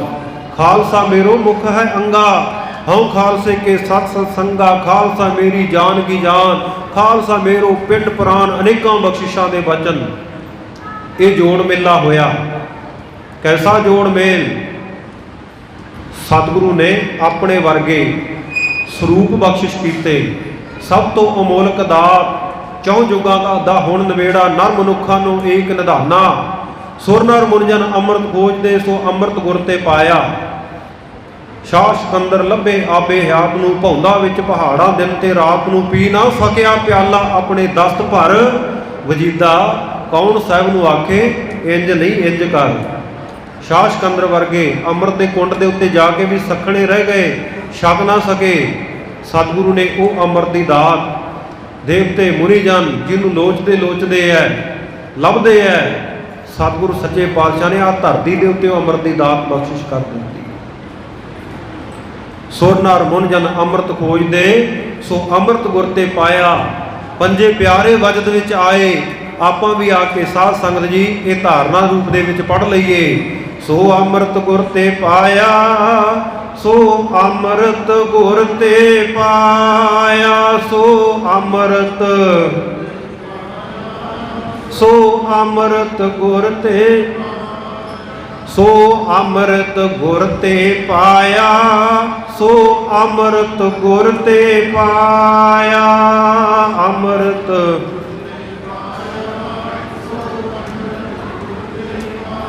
ਸੁਰ ਨਰ ਮੁਨ ਜਨ ਅੰਮ੍ਰਿਤ ਖੋਜਦੇ, ਸੋ ਅੰਮ੍ਰਿਤ ਗੁਰ ਤੇ ਪਾਇਆ। ਵਚਨ ਕੀਤਾ ਸਤਿਗੁਰੂ ਨੇ, ਪੀਵੋ ਪਾਹੁਲ ਖੰਡ ਧਾਰ, ਹੋਏ ਜਨਮ ਸੁਹਿਲਾ। ਐ ਗੁਰੂ ਕੇ ਸਿੱਖੋ, ਜਨਮ ਸਫਲਾ ਕਰਨਾ ਚਾਹੁੰਦੇ ਹੋ, ਅੱਜ ਤੋਂ ਬਾਅਦ ਚਰਨਾ ਅੰਮ੍ਰਿਤ ਦੀ ਜਿਹੜੀ ਮਰਿਆਦਾ ਉਹ ਖਤਮ। ਖੰਡੇ ਕੀ ਪਾਹੁਲ ਅੱਜ ਤੋਂ ਸਾਰੇ ਸਿੱਖ ਲਿਆ ਕਰਨਗੇ। ਨਾਮ ਦੇ ਨਾਲ ਬੀਬੀਆਂ ਦੇ ਕੌਰ ਤੇ ਸਿੱਖਾਂ ਦੇ ਨਾਮ ਨਾਲ ਅੱਜ ਤੋਂ ਬਾਅਦ ਸਿੰਘ ਲਕਬ ਲੱਗੇਗਾ। ਸਰਦਾਰੀਆਂ ਬਖਸ਼ੀਆਂ ਸਤਿਗੁਰੂ ਨੇ। ਅੱਜ ਗੁਰਮੁਖੋ ਪੰਜਾਬ ਦੀ ਗੱਲ ਛੱਡੋ, ਯੂਪੀ ਬਿਹਾਰ ਦੇ ਵਿੱਚ ਵੀ ਦਸਤਾਰਧਾਰੀ, ਦਾੜਾ ਪ੍ਰਕਾਸ਼, ਗਾਤਰੇ ਕਿਰਪਾਨ ਪਾਈ, ਕੱਪੜੇ ਭਾਵੇਂ ਬਹੁਤੇ ਮਹਿੰਗੇ ਨਾ ਵੀ ਪਾਏ ਹੋਣ, ਮੈਲੇ ਕੁਚੈਲੇ ਹੀ ਹੋਣ, ਤੁਰਿਆ ਜਾਂਦਾ ਹੋਵੇ ਨਾ ਸੜਕ ਦੇ ਉੱਤੇ, ਦੇਖਣ ਵਾਲੇ ਨੂੰ ਦੱਸਣਾ ਨਹੀਂ ਪੈਂਦਾ, ਉਹ ਆਪ ਮੁਹਾਰੇ ਕਹਿ ਉੱਠੇਗਾ ਕਿ ਸਰਦਾਰ ਜੀ ਤੁਰੇ ਜਾ ਰਹੇ ਆ। ਇਹ ਸਰਦਾਰੀਆਂ ਕਲਗੀਧਰ ਪਾਤਸ਼ਾਹ ਬਖਸ਼ਿਸ਼ ਕਰਕੇ ਗਏ ਆ। ਤੇ ਅੱਜ ਗੁਰੂ ਦੀਆਂ ਬਖਸ਼ੀਆਂ ਉਹਨਾਂ ਸਰਦਾਰੀਆਂ ਤੋਂ ਅਸੀਂ ਆਪ ਮੁਨਕਰ ਹੋਈਏ। ਨਾਈਆਂ ਦੀਆਂ ਦੁਕਾਨਾਂ ਦੇ ਉੱਤੇ, ਸੈਲੂਨ ਦੇ ਉੱਤੇ ਜਾ ਕੇ ਬੈਠੀਏ, ਮੂੰਹ ਦੇ ਉੱਤੇ ਛਿੱਤਰ ਪੌਲਾ ਫਰਾਈਏ, ਉਸ ਤਰ੍ਹਾਂ ਫਰਾਈਏ। ਸਾਡੇ ਨਾਲੋਂ ਮਾੜੇ ਭਾਗੀ ਦੇ ਹੋਣਗੇ। ਸਾਡੇ ਵਾਸਤੇ ਅੰਮ੍ਰਿਤ ਦੀ ਦਾਤ ਬਖਸ਼ਿਸ਼ ਕਰਕੇ ਗਏ ਆ। ਸਾਨੂੰ ਇਹ ਕਹਿਣ ਦੀ ਜ਼ਰੂਰਤ ਕਰਕੇ, ਇਹ ਜ਼ਰੂਰਤ ਬਖਸ਼ਿਸ਼ ਕਰਕੇ ਗਏ ਆ, ਹਮ ਰਾਖਤ ਪਾਤਸ਼ਾਹੀ ਦਾਵਾ, ਜਾਂ ਇਤ ਕੋ ਜਾਂ ਅਗਲੋ ਪਾਵਾ। ਅਸੀਂ ਪਾਤਸ਼ਾਹ ਹਾਂ, ਪਾਤਸ਼ਾਹੀ ਦਾਵਾ ਰੱਖਦੇ ਆਂ। ਜਾਂ ਤਾਂ ਇਹ ਸੰਸਾਰ ਵਿੱਚ ਰਾਜ ਲਵਾਂਗੇ ਤੇ ਭਗਤੀ ਕਰਦਿਆਂ ਕਰਦਿਆਂ ਜੇ ਕਲਗੀਧਰ ਪਾਤਸ਼ਾਹ ਜੀ ਦੀ ਪ੍ਰਸੰਨਤਾ ਹੋ ਗਈ, ਫਿਰ ਦਰਗਾਹ ਦਾ ਰਾਜ ਵੀ ਸਾਡਾ ਹੈ। ਇਹ ਗੁਰੂ ਕਲਗੀਧਰ ਪਾਤਸ਼ਾਹ ਦੇ ਸਿੰਘਾਂ ਦਾ ਨਿਸ਼ਚਾ ਹੈ। ਐਵੇਂ ਇਹ ਕਹਿਣ ਸੁਣਨ ਵਾਸਤੇ ਨਹੀਂ ਦੋਹਰਾ ਆਪਾਂ ਨਿੱਤਾ ਪ੍ਰਤੀ ਅਰਦਾਸ ਤੋਂ ਬਾਹਰ ਪੜ੍ਹਦੇ। ਰਾਜ ਕਰੇਗਾ ਖਾਲਸਾ, ਆਕੀ ਰਹੇ ਨਾ ਕੋਏ। ਖਾਲਸੇ ਨੇ ਰਾਜ ਕੀਤਾ ਵੀ ਹੈ ਤੇ ਕਲਗੀਧਰ ਪਾਤਸ਼ਾਹ ਦੇ ਬਚਨ ਜੁਗੋ ਜੁਗ ਅਟਲ ਹੈ, ਖਾਲਸੇ ਦਾ ਰਾਜ ਹੋਵੇਗਾ ਵੀ ਜ਼ਰੂਰ। ਬੋਲੋ ਸਤਨਾਮ ਸ੍ਰੀ ਵਾਹਿਗੁਰੂ। ਰਾਜ ਕਰੇਗਾ ਖਾਲਸਾ, ਆਕੀ ਰਹਿ ਨਾ ਕੋਈ। ਜਦੋਂ ਪੰਜਾਂ ਨੂੰ ਅੰਮ੍ਰਿਤ ਦੀ ਦਾਤ ਪਾਤਸ਼ਾਹ ਨੇ ਬਖਸ਼ੀ, ਵਿਲੱਖਣ ਘਟਨਾ ਦੁਨੀਆ ਦੇ ਵਿੱਚ ਹੋਰ ਇੱਕ ਵਾਪਰ ਗਈ। ਆਪਣੇ ਵਰਗਾ ਸਰੂਪ ਤਾਂ ਬਖਸ਼ੇ ਹੀ ਸੀ। ਲੋਕ ਬਹੁਤ ਦੇਵੀ ਦੇਵਤਿਆਂ ਦੀ ਪੂਜਾ ਕਰਦੇ ਆ। ਕੀ ਭਾਈ ਦੇਵੀ ਦੀ ਪੂਜਾ ਕਰਨ ਵਾਲਿਆਂ ਨੂੰ ਕਿਸੇ ਨੂੰ ਦੇਵੀ ਨੇ ਆਪਣਾ ਸਰੂਪ ਅੱਜ ਤੱਕ ਬਖਸ਼ਿਸ਼ ਕੀਤਾ? ਉਹ ਜਿਹਾ ਕੋਈ ਹਾਰ ਸ਼ਿੰਗਾਰ ਕਰਦਾ, ਕੋਈ ਸ਼ੇਰ ਦੇ ਉੱਤੇ ਚੜ੍ਹਦਾ? ਨਹੀਂ, ਇਹ ਤਾਂ ਕਲਗੀਧਰ ਪਾਤਸ਼ਾਹ ਨੇ ਬਖਸ਼ਿਸ਼ ਕੀਤੀ। ਆਪ ਘੋੜ ਸਵਾਰੀ ਕਰਦੇ ਆ। ਮੇਰਾ ਸਿੱਖ ਵੀ ਘੋੜ ਸਵਾਰੀ ਕਰ ਸਕਦਾ ਹੈ। ਕਲਗੀਆਂ ਵਾਲੇ ਪਾਤਸ਼ਾਹ ਨੇ ਗਾਤਰੇ ਕਿਰਪਾਨ ਪਹਿਨੀ ਹੈ, ਮੇਰਾ ਸਿੱਖ ਵੀ ਪਹਿਨ ਸਕਦਾ। ਗੁਰੂ ਨੇ ਕੜਾ ਪਹਿਨਿਆ, ਸਿੱਖ ਵੀ ਕੜਾ ਪਹਿਨੇਗਾ। ਗੁਰੂ ਦੇ ਸਿਰ ਤੇ ਕੇਸ, ਮੂੰਹ ਤੇ ਦਾੜਾ ਹੈ, ਸਿੱਖ ਵੀ ਸਾਬਤ ਸੂਰਤ ਹੋਵੇਗਾ। ਔਰ ਕੋਈ ਫਰਕ ਨਹੀਂ, ਕੋਈ ਭੇਦ ਭਾਵ ਨਹੀਂ। ਕੋਈ ਬੀਬੀ ਅੰਮ੍ਰਿਤ ਛਕੇ, ਕੋਈ ਭਾਈ ਅੰਮ੍ਰਿਤ ਛਕੇ, ਸਾਰਿਆਂ ਵਾਸਤੇ ਇੱਕੋ ਮਰਿਆਦਾ। ਬੀਬੀ ਗੁਰੂ ਗ੍ਰੰਥ ਸਾਹਿਬ ਮਹਾਰਾਜ ਦੀ ਤਾਬਿਆ ਬੈਠ ਕੇ ਰੌਣ ਲਾ ਸਕਦੀ ਹੈ, ਪਾਠ ਕਰ ਸਕਦੀ ਹੈ, ਅੰਮ੍ਰਿਤ ਛਕ ਸਕਦੀ ਹੈ। ਨਹੀਂ ਤਾਂ ਮਸੀਤਾਂ ਦੇ ਵਿੱਚ ਇਸਲਾਮਿਕ ਬੀਬੀਆਂ ਨੂੰ ਜਾਣ ਦੀ ਇਜਾਜ਼ਤ ਨਹੀਂ। ਜੇ ਉਹ ਨਮਾਜ਼ ਪੜ੍ਹਦੀਆਂ ਵੀ ਵਿੱਚ ਪਰਦਾ ਕਰਕੇ ਪੜ੍ਹਦੀਆਂ, ਸ਼ਰੇਆਮ, ਜਿਵੇਂ ਸੰਗਤ ਵਿੱਚ ਤੁਸੀਂ ਭੈਣੋਂ ਬੈਠੇ ਹੋ, ਤੁਸੀਂ ਬੀਬੀਓ ਮਾਤਾਓ ਬੈਠੇ ਹੋ, ਇਉਂ ਨਹੀਂ ਬੈਠ ਸਕਦੀਆਂ। ਉਹਨਾਂ ਧਰਮਾਂ ਵਿੱਚ ਆਜ਼ਾਦੀ ਨਹੀਂ ਹੈ। ਇਹ ਕਲਗੀਧਰ ਦਸ਼ਮੇਸ਼ ਪਿਤਾ ਦੀ ਬਖਸ਼ਿਸ਼ ਹੈ, ਜਿੱਥੇ ਗੁਰੂ ਕੇ ਸਿੰਘ ਨੂੰ ਅੰਮ੍ਰਿਤ ਛਕਾ ਕੇ ਆਖਿਆ ਕਿ ਇਹ ਗੁਰੂ ਕਾ ਖਾਲਸਾ। ਬੀਬੀਆਂ ਦੇ ਨਾਮ ਦੇ ਨਾਲ ਵੀ ਖਾਲਸਾ, ਉਹਨੂੰ ਖਾਲਸੀ ਨਹੀਂ ਆਖਿਆ, ਕੋਈ ਘੱਟ ਨਹੀਂ ਰੱਖਿਆ ਕਿਸੇ ਗੱਲੋਂ, ਬਰਾਬਰਤਾ ਬਖਸ਼ੀ। ਫਿਰ ਪਾਤਸ਼ਾਹ ਨੇ ਉਹਨਾਂ ਪੰਜਾਂ ਅੱਗੇ ਗੋਡੇ ਟੇਕ ਕੇ ਆਖਿਆ, ਦਇਆ ਸਿੰਘ ਜੀ ਤੁਸੀਂ ਦਇਆ ਰਾਮ ਤੋਂ ਦਇਆ ਸਿੰਘ ਬਣ ਗਏ ਹੋ। ਧਰਮ ਚੰਦ ਜੀ ਤੁਸੀਂ ਧਰਮ ਸਿੰਘ ਬਣ ਗਏ ਹੋ। ਤੁਸੀਂ ਮੋਹਕਮ ਸਿੰਘ, ਤੁਸੀਂ ਹਿੰਮਤ ਸਿੰਘ, ਤੁਸੀਂ ਸਾਹਿਬ ਸਿੰਘ ਬਣ ਗਏ ਹੋ। ਮੇਰੇ ਤੇ ਵੀ ਕਿਰਪਾ ਕਰੋ, ਗੋਬਿੰਦ ਰਾਏ ਨੂੰ ਵੀ ਗੋਬਿੰਦ ਸਿੰਘ ਬਣਾ ਦਿਓ। ਜਿਵੇਂ ਜਿਸ ਮਰਿਆਦਾ ਦੇ ਨਾਲ ਮੈਂ ਤੁਹਾਨੂੰ ਅੰਮ੍ਰਿਤ ਦੀ ਦਾਤ ਬਖਸ਼ੀ ਹੈ, ਉਸੇ ਤਰੀਕੇ ਇਹ ਅੰਮ੍ਰਿਤ ਮੈਨੂੰ ਵੀ ਛਕਾਓ। ਸਿੱਖ ਹੈਰਾਨ ਹੋ ਗਏ, ਮਹਾਰਾਜ ਅਸੀਂ ਤੁਹਾਡੇ ਸਿੱਖ ਹਾਂ, ਅਸੀਂ ਤੁਹਾਨੂੰ ਕਿਵੇਂ ਦਾਤ ਬਖਸ਼ ਸਕਦੇ ਹਾਂ? ਤੁਸੀਂ ਪਾਤਸ਼ਾਹ ਹੋ, ਤੁਸੀਂ ਸਾਡੇ ਗੁਰੂ ਹੋ। ਪਾਤਸ਼ਾਹ ਕਹਿਣ ਲੱਗੇ, ਨਹੀਂ, ਇਹ ਸਾਡਾ ਹੁਕਮ ਹੈ। ਸਤਿਗੁਰੂ ਜੀ ਦੀ ਆਗਿਆ ਮੰਨ ਕੇ ਗੁਰੂ ਕੇ ਸਿੱਖਾਂ ਨੇ ਸਤਿਗੁਰੂ ਜੀ ਨੂੰ ਅੰਮ੍ਰਿਤ ਦੀ ਦਾਤ ਬਖਸ਼ਿਸ਼ ਕੀਤੀ। ਔਰ ਉਸੇ ਦਿਨ ਫਿਰ 5 ਹੋਰ ਸਿੰਘਾਂ ਨੇ 5 ਪਿਆਰਿਆਂ ਤੋਂ ਬਾਅਦ ਅੰਮ੍ਰਿਤ ਛਕਿਆ, ਜਿਨ੍ਹਾਂ ਨੂੰ 5 ਮੁਕਤੇ ਕਿਹਾ ਜਾਂਦਾ। ਇੱਕ ਤਾਂ 40 ਮੁਕਤੇ ਮੁਕਤਸਰ ਸਾਹਿਬ ਦੀ ਜੰਗ ਦੇ, ਚਮਕੌਰ ਸਾਹਿਬ ਵਾਲੀ ਜੰਗ ਵਾਲੇ ਵੀ 40 ਮੁਕਤੇ ਕਹੇ ਜਾਂਦੇ ਆ। ਤੇ ਇੱਕ 5 ਸਿੰਘ, ਭਾਈ ਦੇਵਾ ਸਿੰਘ, ਭਾਈ ਟਹਿਲ ਸਿੰਘ, ਭਾਈ ਈਸ਼ਰ ਸਿੰਘ, ਭਾਈ ਫਤਿਹ ਸਿੰਘ ਆਦਿਕ ਸਿੰਘ, ਉਹਨਾਂ ਨੂੰ 5 ਮੁਕਤੇ ਆਖਿਆ ਗਿਆ। 5 ਪਿਆਰੇ, ਫਿਰ 5 ਮੁਕਤੇ। ਸਤਿਗੁਰੂ ਸਾਹਿਬ ਜੀ ਦੇ ਸਤਿਕਾਰਯੋਗ ਮਾਤਾਵਾਂ ਨੇ, ਗੁਰੂ ਕੇ ਮਹਿਲਾ ਨੇ, ਚਾਰੇ ਸਾਹਿਬਜ਼ਾਦਿਆਂ ਨੇ ਉਸੇ ਦਿਨ ਹੀ ਅੰਮ੍ਰਿਤ ਛਕਿਆ। ਔਰ ਤਾਂਬੇ ਦੇ ਪੱਤਰਿਆਂ ਦੇ ਉੱਤੇ ਸੰਤ ਅਤਰ ਸਿੰਘ ਜੀ ਨੇ ਜਿਸ ਵੇਲੇ ਸ੍ਰੀ ਕੇਸਗੜ੍ਹ ਸਾਹਿਬ ਜੀ ਦੀ ਖੁਦਾਈ ਦੇ ਮੌਕੇ ਇਹ ਦੇਖਿਆ ਸੀ, ਪ੍ਰਗਟ ਕੀਤੇ ਸੀ, ਉਹ ਤਾਂਬੇ ਦੇ ਪੱਤਰਿਆਂ ਦੇ ਉੱਤੇ ਇਹ ਇਬਾਰਤ ਲਿਖੀ ਹੋਈ ਸੀ ਕਿ 1756 ਬਿਕਰਮੀ ਨੂੰ 1 ਵਿਸਾਖ ਨੂੰ ਗੁਰੂ ਕੇ ਸਾਹਿਬਜ਼ਾਦਿਆਂ ਨੇ, ਸਤਿਗੁਰੂ ਕੇ ਮਹਿਲਾ ਨੇ, ਗੁਰੂ ਜੀ ਕੀ ਮਾਤਾ ਨੇ ਅੰਮ੍ਰਿਤ ਛਕਿਆ। ਪਰ ਬਾਅਦ ਵਿੱਚ ਉਹ ਪੁਜਾਰੀਆਂ ਦੇ ਵੱਲੋਂ ਕਿਧਰੇ ਗੁੰਮ ਕਰ ਦਿੱਤੇ ਗਏ। ਇਸ ਪ੍ਰਕਾਰ ਵਿਸਾਖੀ ਦੇ ਦਿਹਾੜੇ ਉੱਤੇ ਖਾਲਸਾ ਗੁਰੂ ਹੋਇਆ, ਗੁਰੂ ਖਾਲਸਾ ਹੋਇਆ। ਖਾਲਸਾ ਮੇਰੋ ਰੂਪ ਹੈ ਖਾਸ, ਰਹਿਤ ਬਹਿਤ ਜੈ ਪਾਂਚੋ ਮਿਲੈ, ਮਮ ਸਰੂਪ ਤੇ ਜਾਨੋ ਭਲੈ। 5 ਵਿੱਚੋਂ ਮੇਰੇ ਦੀਦਾਰ ਹੋਣਗੇ। ਪਾਤਸ਼ਾਹ ਜੰਗਾਂ ਯੁੱਧਾਂ ਦਾ ਸਮਾਂ ਹੈ, ਜੇ 5 ਨਾ ਮਿਲ ਸਕਣ ਤੇ ਸਤਿਗੁਰੂ ਪਾਤਸ਼ਾਹ ਕਹਿੰਦੇ, ਗੁਰੂ ਕੇ ਸਿੱਖਾ ਅੰਮ੍ਰਿਤ ਵੇਲੇ ਇਸ਼ਨਾਨ ਕਰਕੇ, ਨਿਤਨੇਮ ਕਰਕੇ, ਬਾਣੀ ਪੜ੍ਹ ਕੇ, ਤਨ ਉੱਤੇ ਸ਼ਸਤਰ ਬਸਤਰ ਸਜਾ ਕੇ ਆ ਸ਼ੀਸ਼ੇ ਵਿੱਚੋਂ ਆਪਣਾ ਮੁਖ ਦੇਖੇਗਾ ਨਾ, ਉਸ ਵੇਲੇ ਤੈਨੂੰ ਮੇਰੇ ਦੀਦਾਰ ਹੋਣਗੇ। ਬੋਲੋ ਸਤਨਾਮ ਸ਼੍ਰੀ ਵਾਹਿਗੁਰੂ। ਅੱਜ ਵੇਖ ਲਿਓ ਪ੍ਰਤੱਖ ਕਰਕੇ, ਅੰਮ੍ਰਿਤ ਵੇਲੇ ਨਿਤਨੇਮ ਕਰਕੇ ਨਾ, ਭਾਵਨਾ ਦੇ ਨਾਲ ਸ਼ਸਤਰ ਬਸਤਰ ਸਜਾ ਕੇ, ਬਾਣਾ ਪਹਿਨ ਕੇ, ਸ਼ੀਸ਼ੇ ਵਿੱਚੋਂ ਦੀਦਾਰ ਕਰਕੇ ਵੇਖੋ। ਇੱਕ ਵਾਰੀ ਕਲਗੀਆਂ ਵਾਲੇ ਪਾਤਸ਼ਾਹ ਜੀ ਦਾ ਝਲਕਾਰਾ ਜ਼ਰੂਰ ਮਿਲੇਗਾ। ਕਰਕੇ ਵੇਖਿਓ, ਭਾਵਨਾ ਵਾਲੇ ਜਿਨ੍ਹਾਂ ਨੇ ਕਰਕੇ ਦੇਖਣਾ ਹੋਵੇ, ਦੀਦਾਰ ਕਰਨੇ ਹੁਣ ਪਾਤਸ਼ਾਹ ਦੇ, ਕਿਉਂਕਿ ਗੁਰੂ ਕੇ ਬਚਨ ਹੈ। ਗੁਰੂ ਕਾ ਬਚਨ ਕਦੇ ਆਲਾ ਨਹੀਂ ਜਾਂਦਾ। ਗੁਰੂ ਕੇ ਬਚਨ ਸਦੀਵ ਸਤ ਹੈ। ਸਤਿਗੁਰ ਕੀ ਬਾਣੀ सत सत कर जानो गुरसिखो, हर करता आप मोहों कढ़ाए। गुरु की बाणी का अखर अखर, गुरु के वचनों का अखर अखर सत है। सो ये विलखण घटना ते साध संगत जी 10 लाख के इकट्ठ के विचों 20,000 संगत ने उस दिन अमृत छकिया पहले दिन। औरंगजेब के सूहियां ने CID वालियां ने लिख लिख के भेजिया, कहते जी असीं अजीब कौतक देखिया, गुरु ने अपनी हिकमत अमली के नाल करामात के नाल खालसा साजिया तलवार की धार दे विचों, ते साडी भी अज आखिरी रिपोर्ट है बादशाह, अज तो बाद असीं तेरी CID नहीं करांगे, असीं भी अमृत छकण वालियां दी लाइन दे विच खड़े हैं, कुछ देर बाद सानू भी खंडे की पाहुल मिल जानी है, ये साडी आखिरी CID है, आखिरी रिपोर्ट है, अज तो बाद साडे वल्लों ना ये तू कोई आस रखी कि असी गुरु की कोई मुखबरी करांगे, CID करांगे, असी अज तो बाद गुरु के सिंह बन चुके हैं। वेखो दुश्मनों के सूहिए उन्होंने एक करामात देखी, कलगीधर पातशाह जी के खंडे बाटे के अमृत की शक्ति नूं उन्होंने प्रतੱਖ तौर के उत्ते वरतदियां वेखिया। सतगुर मेरा मार जी वाला है, सतगुर मेरा सरप्रतपाला है। अज कई शरधा विहूणे लोग कही जाणगे जी कलगियां वाले पातशाह ने 1699 नूं सिखां दे सिर नहीं वड्डे, बकरे बन्ने हुए सी कहंदे तंबू दे विच। किन्नी हासोहीणी गल है। गुरु ते शंका, साडा गुरु कोई छड़िया तां नहीं, गुरु कोई धोखा फरेब करन वाला तां नहीं ना। गुरु सानू सच बोलण वास्ते कहंदा कि गुरु साडे नाल धोखा करेगा बई बाहरों सिखां नूं लै जाए ते अंदर बकरे वढ दे, ते नाले 5 बकरे एक थां बन्ने होण, उन्हां विचों जदों एक दा सिर वड्ढिया जाऊ, 4 ने तां तंबू पाड़ के बाहर आ जाना, उन्होंने कित्थे रुकना उत्थे? कि उन्हां दी आवाज़ नहीं सुनी? उत्थे कंधां थोड़ी कड्ढियां सी, कनातां ही लगियां सी, टैंट ही लगा होया सी। किन्नियां शरधा विहूणियां गल्लां असीं लोक करदे हैं। गुरु की बाणी कहती है मृतक को जीवालन हार, गुरु विच समर्था, मृतक को पायो तन सासा, विछरत आन मिलाया। सतगुरु जी मोयां विच सवास पाउण दी शक्ति रखते हैं। सतगुरु उत्ते शंका ना करिए।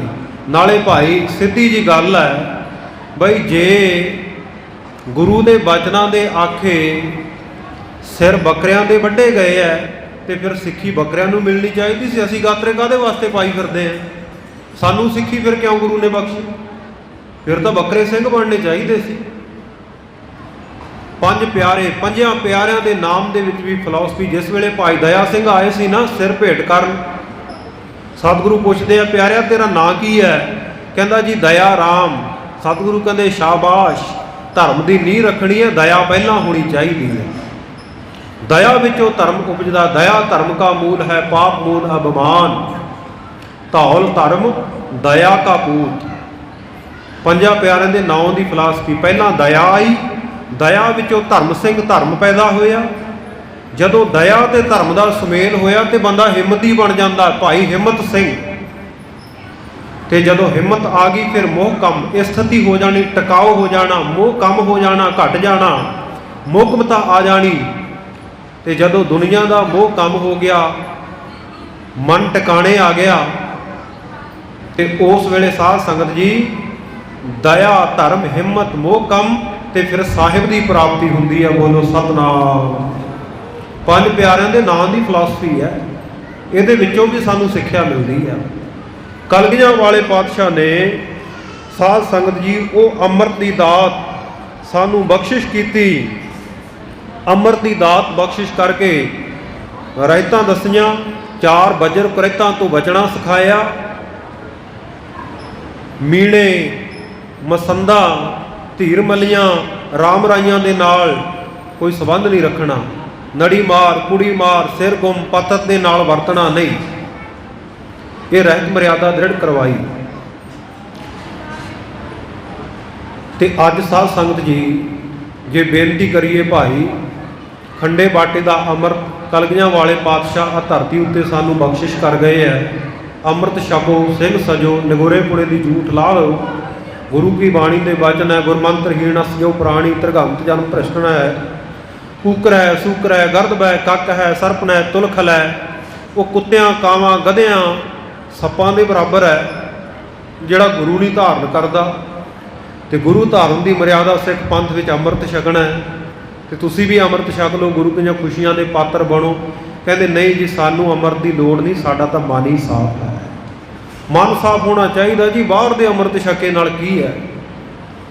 ਗੁਰਮੁਖੋ, ਬਾਹਰੀ ਛਕਣ ਨੂੰ ਅਸੀਂ ਤਿਆਰ ਨਹੀਂ, ਤੇ ਅੰਦਰਲੇ ਮਨ ਨੂੰ ਮਾਪਣ ਦਾ ਕਿਸੇ ਕੋਲ ਕੋਈ ਥਰਮਾਮੀਟਰ ਨਹੀਂ ਹੈ। ਪਤਾ ਨਹੀਂ ਕਾਹਦੇ ਨਾਲ ਸਾਫ਼ ਕਰੀ ਫਿਰਦੇ ਆ। ਕਲਗੀਧਰ ਪਾਤਸ਼ਾਹ ਪੰਜਾਂ ਪਿਆਰਿਆਂ ਅੱਗੇ ਗੋਡੇ ਟੇਕ ਕੇ ਅੰਮ੍ਰਿਤ ਦੀ ਮੰਗ ਕਰ ਰਹੇ ਆ, ਤੇ ਅਸੀਂ ਕਹਿੰਦੇ ਹਾਂ ਜੀ ਸਾਡਾ ਮਨ ਸਾਫ਼ ਹੈ। ਕਿ ਕਲਗੀਆਂ ਵਾਲੇ ਦਾ ਮਨ ਸਾਫ਼ ਨਹੀਂ ਸੀ, ਉਹਨਾਂ ਨੂੰ ਅੰਮ੍ਰਿਤ ਛਕਣ ਦੀ ਲੋੜ ਪਈ? ਅਸੀਂ ਬਹੁਤੇ ਸਿਆਣੇ ਜੰਮ ਪਏ, ਮਨ ਸਾਫ਼ ਆ ਸਾਡੇ? ਨਹੀਂ, ਗੁਰੂ ਨੇ ਹੁਕਮ ਕੀਤਾ, ਪ੍ਰਥਮ ਰਹਿਤ ਜਹ ਜਾਨ ਖੰਡੇ ਕੀ ਪਾਹੁਲ ਛਕੇ ਸੋਈ ਸਿੰਘ ਪ੍ਰਧਾਨ ਅਬਰ ਨਾ ਪਾਹੁਲ ਜੋ ਲੈ। ਹੋਰ ਕਿਸੇ ਤਰ੍ਹਾਂ ਦੀ ਪਾਹੁਲ ਨਹੀਂ, ਨਾਨਕ ਅੰਮ੍ਰਿਤ ਏਕ ਹੈ ਦੂਜਾ ਅੰਮ੍ਰਿਤ ਨਾਹੇ। ਕਲਗੀਧਰ ਪਾਤਸ਼ਾਹ ਨੇ, ਦੁਨੀਆ ਦੇ ਲੋਕ ਬੜੀਆਂ ਥਾਵਾਂ ਤੇ ਅੰਮ੍ਰਿਤ ਮੰਨਦੇ ਸੀ। ਕੋਈ ਕਹਿੰਦਾ ਸੀ ਜੀ ਸ਼ੇਸ਼ਨਾਗ ਦੀ ਮਣੀ ਦੇ ਵਿੱਚੋਂ ਅੰਮ੍ਰਿਤ ਸਰਵਦਾ, ਜਿਹਨੂੰ ਉਹ ਚੱਟ ਕੇ ਆਪਣੀ ਜ਼ਹਿਰ ਬੁਝਾ ਲੈਂਦਾ। ਕੋਈ ਕਹਿੰਦਾ ਚੰਦਰਮਾ ਦੇ ਵਿੱਚੋਂ ਅੰਮ੍ਰਿਤ ਸਰਵਦਾ। ਕਿਸੇ ਨੇ ਇਸਤਰੀ ਦੇ ਹੋਠਾਂ ਦੇ ਵਿੱਚ ਅੰਮ੍ਰਿਤ ਮੰਨਿਆ, ਕਿਸੇ ਨੇ ਕਿਤੇ ਅੰਮ੍ਰਿਤ, ਕਿਸੇ ਨੇ ਸਮੁੰਦਰ ਵਿੱਚ, ਕਿਤੇ ਕਿਸੇ ਨੇ ਪਹਾੜਾਂ ਵਿੱਚ, ਕਿਤੇ ਕਿਸੇ ਨੇ ਕਿਤੇ ਦੇਵਤਿਆਂ ਦੇ ਦੇਸ਼ ਵਿੱਚ ਕਪੋਲ ਕਲਪਨਾਵਾਂ ਕੀਤੀਆਂ। ਪਰ ਕਲਗੀਆਂ ਵਾਲੇ ਪਾਤਸ਼ਾਹ ਕਹਿੰਦੇ ਸਿੱਖਾ, ਤੈਨੂੰ ਕਿਤੇ ਲੱਭਣ ਜਾਣ ਦੀ ਲੋੜ ਨਹੀਂ, ਆ ਅੰਮ੍ਰਿਤ ਦੀ ਦਾਤ ਤੈਨੂੰ ਧਰਤੀ ਦੇ ਉੱਤੇ ਬਖਸ਼ਿਸ਼ ਕਰ ਦਿੱਤੀ। ਆਓ ਸਾਰੇ ਚੜ੍ਹੋ ਗੁਰੂ ਕੇ ਜਹਾਜ਼ੇ। ਜਿਹੜਾ ਵੀ ਗੁਰੂ ਕੇ ਜਹਾਜ਼ੇ ਚੜ੍ਹੇਗਾ, ਕਲਗੀਆਂ ਵਾਲੇ ਪਾਤਸ਼ਾਹ ਉਹਦੀ ਬੌੜੀ ਕਰਨਗੇ। ਗੁਰੂ ਕਾ ਸਿੱਖ ਅੰਮ੍ਰਿਤ ਛਕਿਆ, ਕੋਈ ਰਹਿਤ ਵਿੱਚ ਭੁੱਲ ਵੀ ਹੋ ਗਈ ਨਾ। ਸਤਿਗੁਰੂ ਪਾਤਸ਼ਾਹ ਕਹਿੰਦੇ ਕੇਸਾਂ ਤੋਂ ਫੜ ਕੇ ਕੱਢ ਹੀ ਨਰਕ ਤੇ ਧੂ। ਕੇਸਾਂ ਤੋਂ ਫੜ ਕੇ ਨਰਕਾਂ ਦੇ ਵਿੱਚੋਂ ਕੱਢ ਲਵਾਂਗਾ, ਕਿਉਂਕਿ ਨਿਸ਼ਾਨੀ ਤਾਂ ਹੋਵੇਗੀ ਨਾ ਮੇਰਾ। ਪਟੇ ਵਾਲਾ ਕੁੱਤਾ ਹੋਵੇ, ਨਿਸ਼ਾਨੀ ਹੁੰਦੀ ਹੈ ਮਾਲਕ ਨੂੰ ਵੀ ਆਹ ਮੇਰਾ ਰੱਖਿਆ ਹੋਇਆ ਪੈਟਾ ਪਾਲਤੂ ਹੈ। ਤੇ ਜੇ ਅਸੀਂ ਗੁਰੂ ਕੀ ਮਰਿਆਦਾ ਰੂਪੀ ਪਟਾ ਪਾਉਂਦੇ ਹੀ ਨਹੀਂ, ਗਾਤਰਾ ਸਾਡੇ ਪਾਇਆ ਹੀ ਨਹੀਂ ਹੋਇਆ, ਕੇਸਾਧਾਰੀ ਅਸੀਂ ਹੋਏ ਹੀ ਨਹੀਂ, ਤੇ ਫਿਰ ਕਲਗੀਆਂ ਵਾਲੇ ਪਾਤਸ਼ਾਹ ਨੂੰ ਕਿਵੇਂ ਪਛਾਣ ਆਵੇ? ਇਹ ਪਛਾਣ ਬਖਸ਼ਣ ਵਾਸਤੇ ਤਾਂ ਸਤਿਗੁਰੂ ਨੇ ਪੰਥ ਪ੍ਰਗਟ ਕੀਤਾ। ਔਰ ਸਤਿਗੁਰੂ ਦਾ ਇਸ ਸੰਸਾਰ ਵਿੱਚ ਆਉਣ ਦਾ ਇੱਕੋ ਇੱਕ ਪ੍ਰਯੋਜਨ ਪੰਥ ਨੂੰ ਪ੍ਰਗਟ ਕਰਨਾ ਸੀ। 230 ਸਾਲ ਲਾ ਕੇ ਸਤਿਗੁਰੂ ਪਾਤਸ਼ਾਹ ਨੇ ਪੰਥ ਪ੍ਰਗਟ ਕੀਤਾ। 1469 ਤੋਂ 1699 ਤੱਕ 230 ਸਾਲ ਬਣਦੇ ਆ ਪੂਰੇ। 230 ਸਾਲਾਂ ਵਿੱਚ ਸੰਪੂਰਨ ਮਨੁੱਖ ਖਾਲਸੇ ਦੀ ਸਿਰਜਣਾ ਕੀਤੀ। ਖਾਲਸੇ ਦਾ ਸਿੱਧਾ ਸਾਦਾ ਅਰਥ ਇਹ ਸਮਝ ਲਓ ਵੀ ਜਿਹਦਾ ਓਟ ਆਸਰਾ ਇੱਕ ਵਾਹਿਗੁਰੂ ਆ, ਹੋਰ ਕਿਸੇ ਦਾ ਆਸਰਾ ਨਹੀਂ ਤੱਕਦਾ, ਉਹ ਖਾਲਸਾ ਹੈ। 10 ਪਾਤਸ਼ਾਹੀਆਂ ਉੱਤੇ ਸ਼ਰਧਾ ਨਿਸ਼ਚਾ ਰੱਖਦਾ, ਅਕਾਲ ਪੁਰਖ ਤੋਂ ਸਿਵਾਏ ਕਿਸੇ ਨੂੰ ਆਪਣਾ ਇਸ਼ਟ ਨਹੀਂ ਮੰਨਦਾ, ਪੂਜਨੀਕ ਨਹੀਂ ਮੰਨਦਾ, ਉਹ ਖਾਲਸਾ। ਜਾਗਤ ਜੋਤ ਜਪੈ ਨਿਸਬਾਸੁਰ ਏਕ ਬਿਨਾ ਮਨ ਨਾਇਕ ਨਾ ਆਨੈ ਪੂਰਨ ਪ੍ਰੇਮ ਪ੍ਰਤੀਤ ਸਜੈ ਬ੍ਰਤ ਗੋਰ ਮੜੀ ਮਟ ਭੂਲ ਨਾ ਮਾਨੈ। ਤੇ ਜੇ ਕਿਰਪਾਨ ਵੀ ਪਾਈ ਹੋਵੇ ਬੀਬੀਆਂ ਨੇ, ਤੇ ਸਾਧ ਸੰਗਤ ਜੀ ਕਰਵਾ ਚੌਥ ਦਾ ਵਰਤ ਵੀ ਰੱਖਦੀਆਂ ਫਿਰਦੀਆਂ, ਕਿ ਕਲਗੀਆਂ ਵਾਲੇ ਪਾਤਸ਼ਾਹ ਉਹਨਾਂ ਦੀ ਖੁਸ਼ੀ ਹੋਵੇਗੀ? ਖੁਸ਼ ਹੋਣਗੇ? ਭੇਖ ਦੇਖ ਕੇ ਖੁਸ਼ ਹੋਣਗੇ? ਨਹੀਂ, ਸਤਿਗੁਰ ਸੱਚੇ ਪਾਤਸ਼ਾਹ ਨੇ ਇਹ ਵੀ ਬਚਨ ਨਾਲ ਕੀਤੇ ਆ, ਭੇਖ ਦਿਖਾਏ ਜਗਤ ਕੋ ਲੋਗਨ ਕੋ ਬਸ ਕੀਨ ਅੰਤ ਕਾਲ ਕਾਤੀ ਕੱਟਿਓ ਬਾਸ ਨਰਕ ਮੋਲੀਨ। ਫਿਰ ਨਰਕਾਂ ਦਾ ਸਿੱਧਾ ਟਿਕਟ ਪੱਕਾ ਹੀ ਕੱਟ ਕੇ ਰੱਖਿਆ ਹੋਇਆ, ਸਿੱਧਾ ਨਰਕਾਂ ਵਿੱਚ ਹੀ ਜਾਵੇਗਾ ਜੇ ਭੇਖ ਦਿਖਾਵਾ ਹੈ। ਭੇਖ ਹੈ, ਬਾਣਾ ਹੈ, ਅੰਦਰ ਬਾਣੀ ਨਹੀਂ ਹੈ, ਬਾਣੀ ਉੱਤੇ ਸ਼ਰਧਾ ਨਹੀਂ ਹੈ, ਗੁਰੂ ਦੇ ਸਿਧਾਂਤਾਂ ਉੱਤੇ ਨਹੀਂ ਚੱਲਦਾ, ਫਿਰ ਗੁਰੂ ਕੇ ਸਿੱਖਾ ਤੈਨੂੰ ਰੱਖਣ ਵਾਲਾ ਕੋਈ ਨਹੀਂ।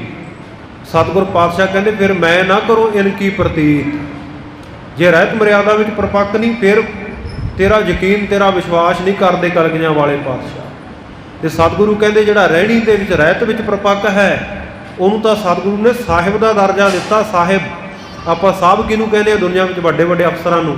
ਇਹ ਸਾਹਿਬ ਹੈ ਜੀ, ਸਾਡਾ ਬੌਸ ਹੈ, ਇਹ ਮਾਲਕ ਹੈ। ਸਾਹਿਬ ਸਾਹਿਬ ਤਾਂ ਗੁਰੂ ਗ੍ਰੰਥ ਸਾਹਿਬ ਮਹਾਰਾਜ ਸੱਚੇ ਪਾਤਸ਼ਾਹ।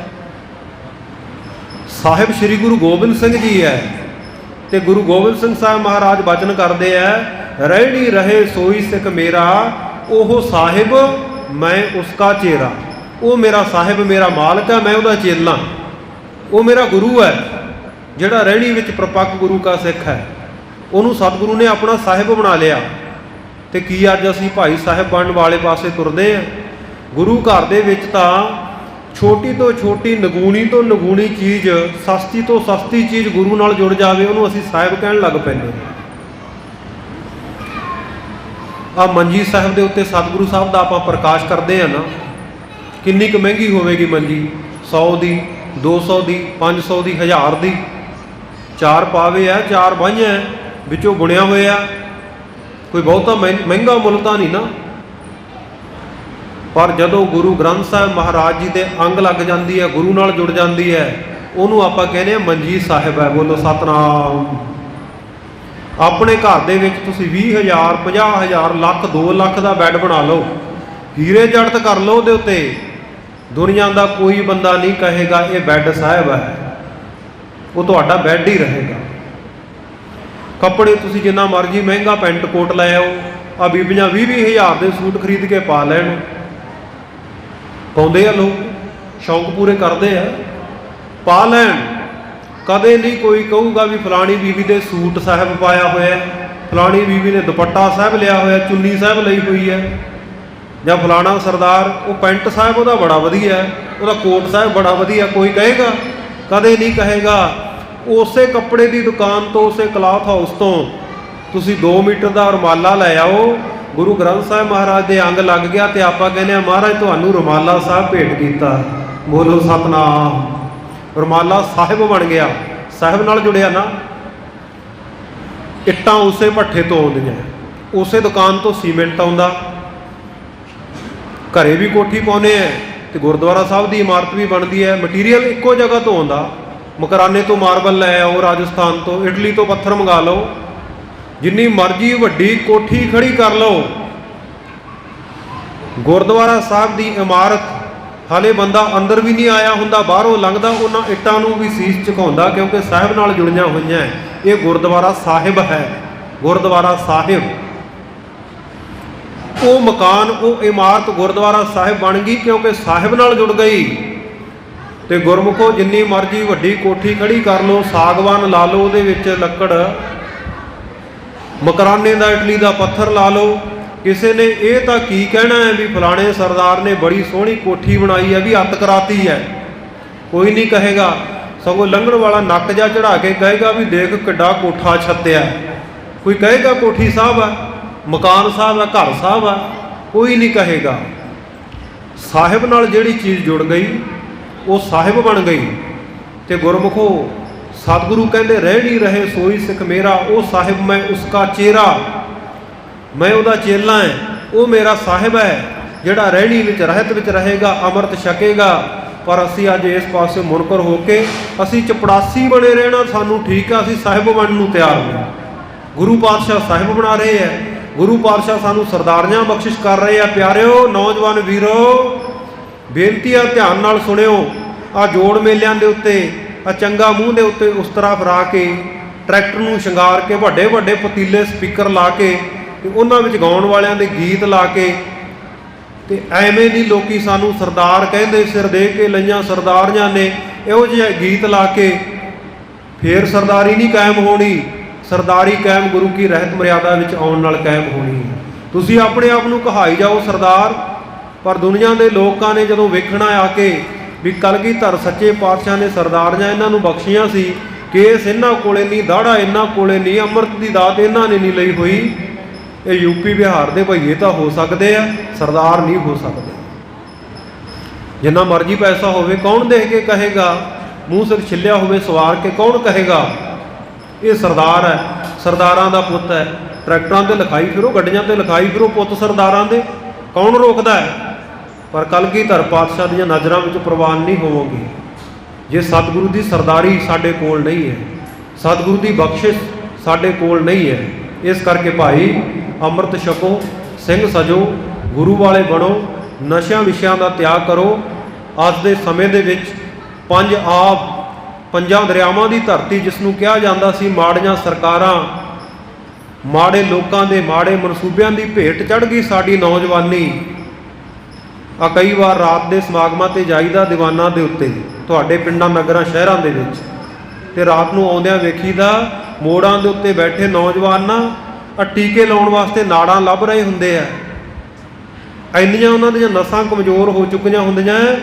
एक बार असीं दीवान तो आउंदे आउंदे रुक गए, तो नौजवान बैठा ना वो टीका लाउण दी कोशिश करे, गड्डी रोक लई उहदे कोल। पुछया भी नौजवान अद्धी रात है क्यों बैठा इत्थे? बड़ा ਉਹਦਾ ਸਰੀਰ ਟੁੱਟਿਆ ਹੋਇਆ ਨਸ਼ੇ ਦੀ ਤੋੜ ਦੇ ਕਾਰਨ। ਕਹਿੰਦਾ ਬਾਬਾ ਜੀ ਤੁਹਾਡੇ ਅੱਗੇ ਝੂਠ ਕੀ ਬੋਲਣਾ, ਨਸ਼ੇ ਦਾ ਆਦੀ ਹੈ, ਅੱਧੀ ਰਾਤ ਦਾ ਲੱਗਿਆ, ਕਹਿੰਦਾ ਸਵੇਰ ਦੇ 3 ਵੱਜ ਚੁੱਕੇ ਆ, ਹਲੇ ਤੱਕ ਨਾੜ ਹੀ ਨਹੀਂ ਲੱਭੀ, ਟੀਕਾ ਲਾਵਾਂ ਕਿੱਥੇ। ਆਹ ਤਾਂ ਹਾਲ ਹੋਇਆ ਪਿਆ ਇੱਥੇ। ਕਿੱਥੇ ਹਰੀ ਸਿੰਘ ਨਲੂਆ, ਮਹਾਰਾਜਾ ਰਣਜੀਤ ਸਿੰਘ ਸ਼ੇਰੇ ਪੰਜਾਬ, ਅਸੀਂ ਵਾਰਸ ਉਹਨਾਂ ਦੇ ਕਹਾਉਂਦੇ ਆ, ਪੁੱਤ ਸਰਦਾਰਾਂ ਦੇ ਲਿਖਾਉਂਦੇ ਆ ਗੱਡੀਆਂ ਦੇ ਉੱਤੇ। ਤੇ ਸਰਦਾਰੀਆਂ ਕਿੱਧਰ ਨੂੰ ਜਾ ਰਹੀਆਂ ਸਾਡੀਆਂ, ਕਿੱਧਰ ਨੂੰ ਜਾ ਰਹੀ ਹੈ ਨੌਜਵਾਨੀ। ਇਸ ਕਰਕੇ ਭਾਈ ਆਪਣੇ ਵਿਰਸੇ ਨੂੰ ਪਛਾਣੋ, ਆਪਣੇ ਮੂਲ ਦੇ ਵੱਲ ਮੁੜੋ। ਜਿਹੜੀ ਚੀਜ਼ ਆਪਣੇ ਵਿਰਸੇ ਨਾਲ ਜੁੜੀ ਰਹਿੰਦੀ ਆ ਨਾ, ਆਪਣੇ ਧੁਰੇ ਨਾਲ, ਕੇਂਦਰ ਨਾਲ ਜੁੜੀ ਰਹਿ ਜਾਂਦੀ ਆ, ਉਹਦਾ ਹੀ ਜੀਵਨ ਹੁੰਦਾ। ਜਿਹੜਾ ਧੁਰੇ ਨਾਲ ਟੁੱਟ ਗਿਆ ਉਹ ਖਤਮ ਹੈ ਦੁਨੀਆ ਦੇ ਵਿੱਚ। ਉਹ ਬਹੁਤੀ ਦੇਰ ਨਹੀਂ ਕੌਮਾਂ ਰਹਿੰਦੀਆਂ ਜਿਹੜੀਆਂ ਧੁਰੇ ਤੋਂ ਟੁੱਟ ਗਈਆਂ। ਗੁਰਬਾਣੀ ਵਿੱਚ ਸਤਿਗੁਰੂ ਸਾਹਿਬ ਨੇ ਇੱਕ ਉਦਾਹਰਨ ਦਿੱਤੀ ਹੈ। ਕਹਿੰਦੇ ਅੱਕਾਂ ਦੇ ਉੱਤੇ ਕੁੱਕੜੀਆਂ ਲੱਗਦੀਆਂ ਅੰਬਾਂ ਵਰਗੀਆਂ। ਤੁਸੀਂ ਦੇਖੀਆਂ ਹੋਣਗੀਆਂ ਸਾਰਿਆਂ ਨੇ ਗਰਮੀ ਦੇ ਦਿਨਾਂ ਦੇ ਵਿੱਚ। ਕੁੱਕੜੀਆਂ ਹੀ ਕਹਿੰਦੇ ਸ਼ਾਇਦ ਦੁਆਬੇ ਵਿੱਚ ਕੁਝ ਹੋਰ ਕਹਿੰਦੇ, ਹੁਣ ਮੈਨੂੰ ਪਤਾ ਨਹੀਂ। ਮਾਲਵੇ ਵਿੱਚ ਕੁੱਕੜੀਆਂ ਕਹਿੰਦੇ ਅੱਕਾਂ ਦੀਆਂ ਉਹਨਾਂ ਨੂੰ। ਅੱਕਾਂ ਦੇ ਉੱਤੇ ਕੁੱਕੜੀਆਂ ਲੱਗਦੀਆਂ। ਗੁਰਬਾਣੀ ਵਿੱਚ ਖੱਖੜੀਆਂ ਸ਼ਬਦ ਵਰਤਿਆ ਗਿਆ। ਕਹਿੰਦੇ ਜਦੋਂ ਜਿੰਨੀ ਦੇਰ ਤੱਕ ਉਹ ਅੱਕਾਂ ਦੀਆਂ ਕੁੱਕੜੀਆਂ ਬੂਟਿਆਂ ਦੇ ਨਾਲ ਲੱਗੀਆਂ ਰਹਿੰਦੀਆਂ, ਉਨੀ ਦੇਰ ਤੱਕ ਦੇਖਣ ਵਾਲੇ ਨੂੰ ਭੁਲੇਖਾ ਪੈਂਦਾ ਵੀ ਅੰਬ ਲੱਗੇ ਹੋਏ ਆ। ਅੰਬਾਂ ਵਰਗੀਆਂ ਹੁੰਦੀਆਂ ਨਾ, ਛੋਟੇ ਛੋਟੇ ਅੰਬਾਂ ਵਰਗੀਆਂ।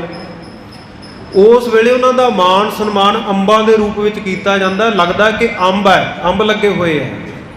ਪਰ ਜਿਸ ਵੇਲੇ ਗਰਮੀ ਬਹੁਤੀ ਹੋ ਜਾਵੇ, ਅੱਕਾਂ ਦੀਆਂ ਕੁੱਕੜੀਆਂ ਪਾਟ ਜਾਂਦੀਆਂ ਤੇ ਉਹਨਾਂ ਦੇ ਵਿੱਚ ਨਾ ਰੂੰ ਜਿਹਾ ਹੁੰਦਾ, ਤੁੰਬਾ ਤੁੰਬਾ ਕਰਕੇ ਉਹਨਾਂ ਦੇ ਬੀਜ ਉੱਡਦੇ ਜਾਂਦੇ ਆ, ਖਾਲੀ ਹੋ ਜਾਂਦੇ ਆ। ਤੇ ਪਤਾ ਨਹੀਂ ਕਿਹੜੀ ਕਿਤੇ ਜਾ ਕੇ ਕਿਸੇ ਖਾਲ ਵਿੱਚ ਡਿੱਗਣੀ ਹੈ, ਕਿਸੇ ਖੇਤ ਵਿੱਚ ਡਿੱਗਣੀ ਹੈ। ਉਹ ਰੂੰ ਜਿਹਾ ਜਿਹੜਾ ਉੱਡਿਆ ਹੁੰਦਾ ਬੀਜ, ਉਹ ਅੱਕ ਦਾ ਹੀ ਹੈ ਤਾਂ ਅੰਗ ਹੈ। ਜਿੰਨੀ ਦੇਰ ਤਾਂ ਅੱਕ ਨਾਲ ਬੂਟੇ ਨਾਲ ਜੁੜਿਆ ਰਿਹਾ ਆਪਣੇ ਧੁਰੇ ਦੇ ਨਾਲ, ਓਨੀ ਦੇਰ ਤਾਂ ਉਹਦਾ ਮੁੱਲ ਪਿਆ। ਅੰਬਾਂ ਵਰਗਾ ਉਹਨਾਂ ਨੂੰ ਸਰੂਪ ਮਿਲਿਆ, ਅੰਬਾਂ ਦਾ ਭੁਲੇਖਾ ਪਾਇਆ। ਪਰ ਜਿਸ ਵੇਲੇ ਆਪਣੇ ਧੁਰੇ ਦੇ ਨਾਲ ਉਹ ਟੁੱਟ ਕੇ ਉਹ ਹਵਾ ਦੇ ਵਿੱਚ ਬਿਖਰ ਗਏ, ਕੋਈ ਕਿਤੇ ਜਾ ਕੇ ਖਤਮ ਹੋ ਗਿਆ, ਕੋਈ ਕਿਤੇ ਜਾ ਕੇ ਖਤਮ ਹੋ ਗਿਆ। ਸਤਿਗੁਰੂ ਬਾਣੀ ਵਿੱਚ ਕਹਿੰਦੇ ਆ, ਖੱਖੜੀਆਂ ਸੁਹਾਵੀਆਂ ਲੱਗੜੀਆਂ ਅੱਕ ਕੰਠ, ਬਿਰਹਿ ਵਿਛੋੜਾ ਧਣੀ ਸਿਓ, ਨਾਨਕ ਸਹਿਸੈ ਗੰਠ। ਹਜ਼ਾਰਾਂ ਗੰਢਾਂ ਦੇ ਰੂਪ ਦੇ ਵਿੱਚ ਵੰਡੀਆਂ ਜਾਂਦੀਆਂ ਜਦੋਂ ਆਪਣੇ ਧੁਰੇ ਨਾਲੋਂ ਟੁੱਟ ਗਈਆਂ। ਧੁਰੇ ਨਾਲ ਜੁੜੀਏ। ਧੁਰਾ ਸਾਡਾ ਗੁਰੂ ਗ੍ਰੰਥ ਸਾਹਿਬ ਮਹਾਰਾਜ ਜੀ ਦੀ ਬਾਣੀ, ਸਤਿਗੁਰੂ ਦੀ ਦੱਸੀ ਹੋਈ ਰਹਿਤ ਮਰਿਆਦਾ ਸਾਡਾ ਧੁਰਾ ਹੈ। ਇਹ ਧੁਰੇ ਨਾਲੋਂ ਟੁੱਟਾਂਗੇ, ਮਰਿਆਦਾ ਨਾਲੋਂ ਟੁੱਟਾਂਗੇ ਤੇ ਫਿਰ ਖੱਜਲ ਖੁਆਰੀਆਂ ਹੀ ਹੈ। ਗੁਰੂ ਦੀਆਂ ਖੁਸ਼ੀਆਂ ਦੇ ਪਾਤਰ ਨਹੀਂ ਬਣ ਸਕਦੇ। ਫਿਰ ਅੱਜ ਨਹੀਂ ਤੇ ਕੱਲ ਅਸੀਂ ਖਤਮ ਹੋਏ ਸਮਝੋ। ਜੇ ਚੱਲਾਂਗੇ ਗੁਰੂ ਦੀ ਮਿਤ ਮਰਿਆਦਾ ਦੇ ਉੱਤੇ, ਫਿਰ ਰਾਜ ਕਰੇਗਾ ਖਾਲਸਾ। ਇਹ ਵਚਨ ਸਤਿਗੁਰੂ ਦੇ ਅਟੱਲ ਹੈ।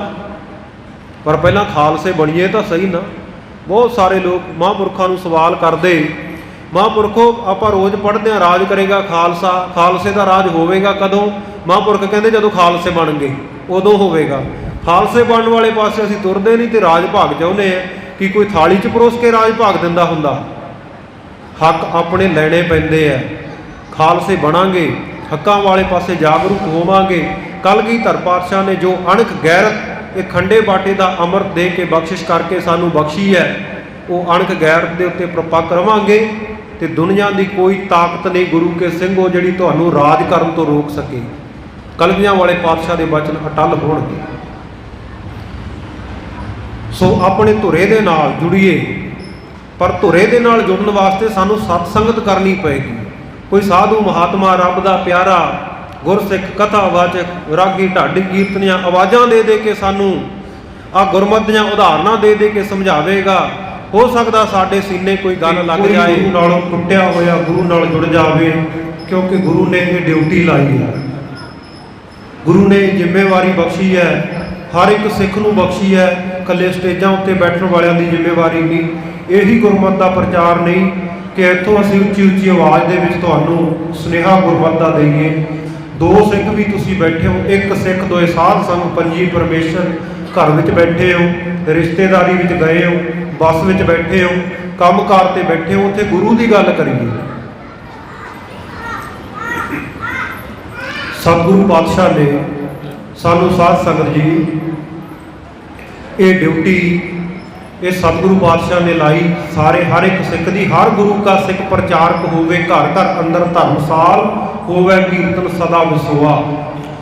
गुरु के सिख नूं प्रचार करने की भी लोड़ नहीं, गुरु के सिख का जीवन ही प्रचार है। जदों चंगे जीवन वाले गुरु के सिख नूं कोई वेंदा ना, उन्होंने वेख के आप मुहारे मन में ये भावना पैदा होती है, असीं भी इहो जिहे गुरु के सिख बणीए, असीं भी इस रस्ते के उत्ते चलण वाले बणीए। पर जदों कोई मर्यादा तो टुटे हुए नूं वेंदा तो ये गल भी नाल है भाई, होर बहुत सारे देख के टुट जाते हैं। कोई ये नहीं कहता भी फलाना बंदा ਉਹਦਾ ਕੀ हाल है, उत्थे गुरु की बदनामी हुंदी है। वेखो गुरु के सिखां दा हाल है, ठेकिਆਂ दे तुरे फिरदे हैं, ये मांस खांदे तुरे फिरदे हैं। उस वेले बदनामी गुरु की हुंदी है। इस करके भाई सतगुरु सच्चे पातशाह की रहत मर्यादा के घेरे विच आइए। मैं एक साखी प्रमाण कहना चाहुंदा सी, सतगुरु किरपा कर रहे हैं, गला फिर थोड़ा थोड़ा ठीक हो रहा है। एक ना साध संगत जी, कोई शेर का बच्चा सी, बचपन दे विच बहुत छोटी उम्र दे विच शेर का बच्चा एक भेडां बकरियां चारन वाले अयाली ने चुक लिया, आजड़ी ने लिया अपने घर चुक के, भेडां बकरियां दे नाल ही बन दिया करे, उत्थे ही उन्हें पालिया। भेडां बकरियां दा उन्हें दुध पिलाया, उवें ही घाह पट्ठा चरन लग पिया, क्योंकि जिस तरह के माहौल में रहना बच्चे ने उस तरह का बनना।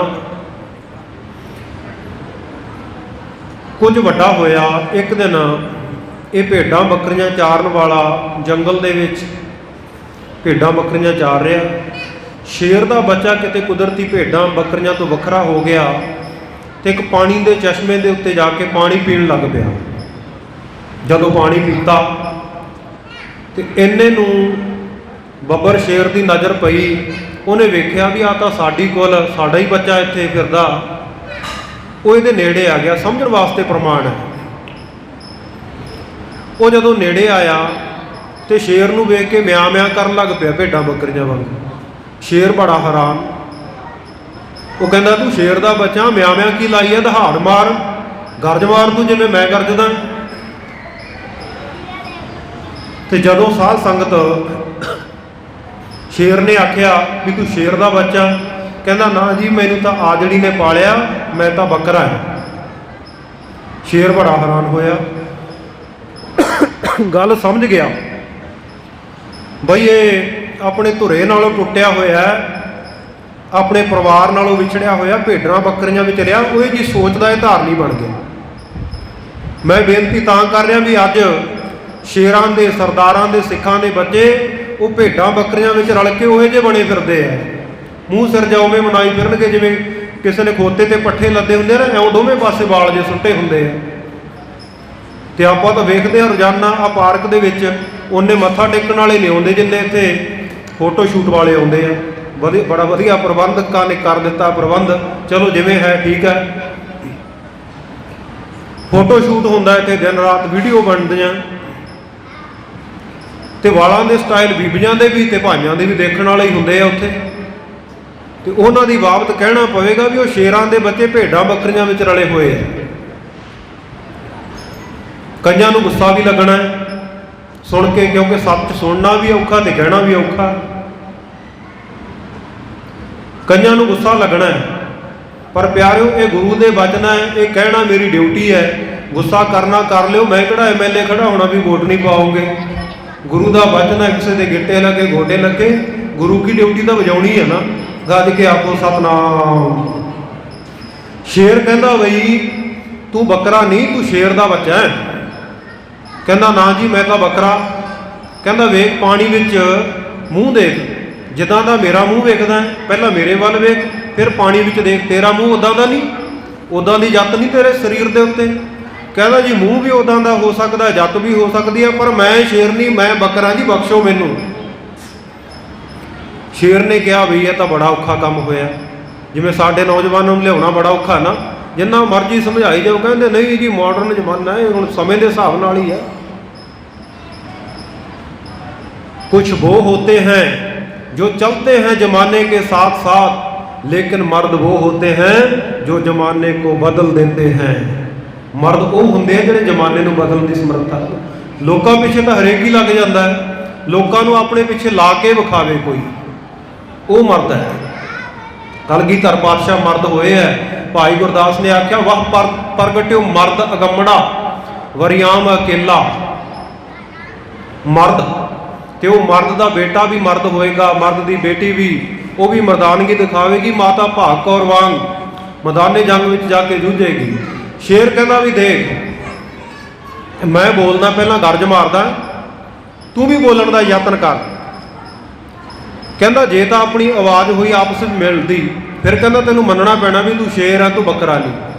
ਸ਼ੇਰ ਨੇ ਜਦੋਂ ਮਾਰੀ ਉੱਚੀ ਗਰਜ, ਉਹ ਜਿਹੜਾ ਸ਼ੇਰ ਦਾ ਬੱਚਾ ਸੀ ਨਾ, ਭੇਡਾਂ ਬੱਕਰੀਆਂ ਵਿੱਚ ਰਿਹਾ ਹੋਇਆ, ਉਹ ਠਠੰਬਰ ਗਿਆ ਸ਼ੇਰ ਦੀ ਗਰਜ ਸੁਣ ਕੇ। ਜਿਵੇਂ ਭੇਡਾਂ ਬੱਕਰੀਆਂ ਡਰ ਜਾਂਦੀਆਂ, ਉਹ ਵੀ ਡਰ ਗਿਆ। ਸ਼ੇਰ ਜਦੋਂ ਬੋਲ ਕੇ ਹਟਿਆ, ਉਹਨੂੰ ਕਹਿੰਦਾ ਲੈ ਵੀ ਹੁਣ ਤੂੰ ਬੋਲ। ਉਹਨੇ ਜਦੋਂ ਆਵਾਜ਼ ਕੱਢੀ, ਉਹ ਭੇਡਾਂ ਵਾਂਗੂ ਮੈਂ ਜੀ ਕਰੀ ਜਾਵੇ। ਸ਼ੇਰ ਕਹਿੰਦਾ ਕੋਸ਼ਿਸ਼ ਕਰ, ਫੇਰ ਕਰ। ਉਹਨੇ ਦੂਜੀ ਵਾਰ, ਤੀਜੀ ਵਾਰ, ਇਉਂ ਜਦੋਂ ਕਈ ਵਾਰ ਯਤਨ ਕੀਤਾ ਨਾ, ਤੇ ਆਖਰ ਹੈ ਤਾਂ ਸ਼ੇਰ ਦਾ ਬੱਚਾ ਸੀ ਨਾ। ਉਹ ਸਾਡੇ ਨੌਜਵਾਨ ਜਿਵੇਂ ਹੋਣ ਭਾਵੇਂ ਮੋਨੇ ਹੀ, ਪਰ ਜਦੋਂ ਕੋਈ ਮੋਰਚਾ ਲੱਗਦਾ ਨਾ, ਫਿਰ ਉਹ ਤਲਵਾਰਾਂ ਫੜ ਕੇ ਸਾਰਿਆਂ ਤੋਂ ਅੱਗੇ ਹੁੰਦੇ ਆ, ਝੰਡੇ ਫੜ ਕੇ।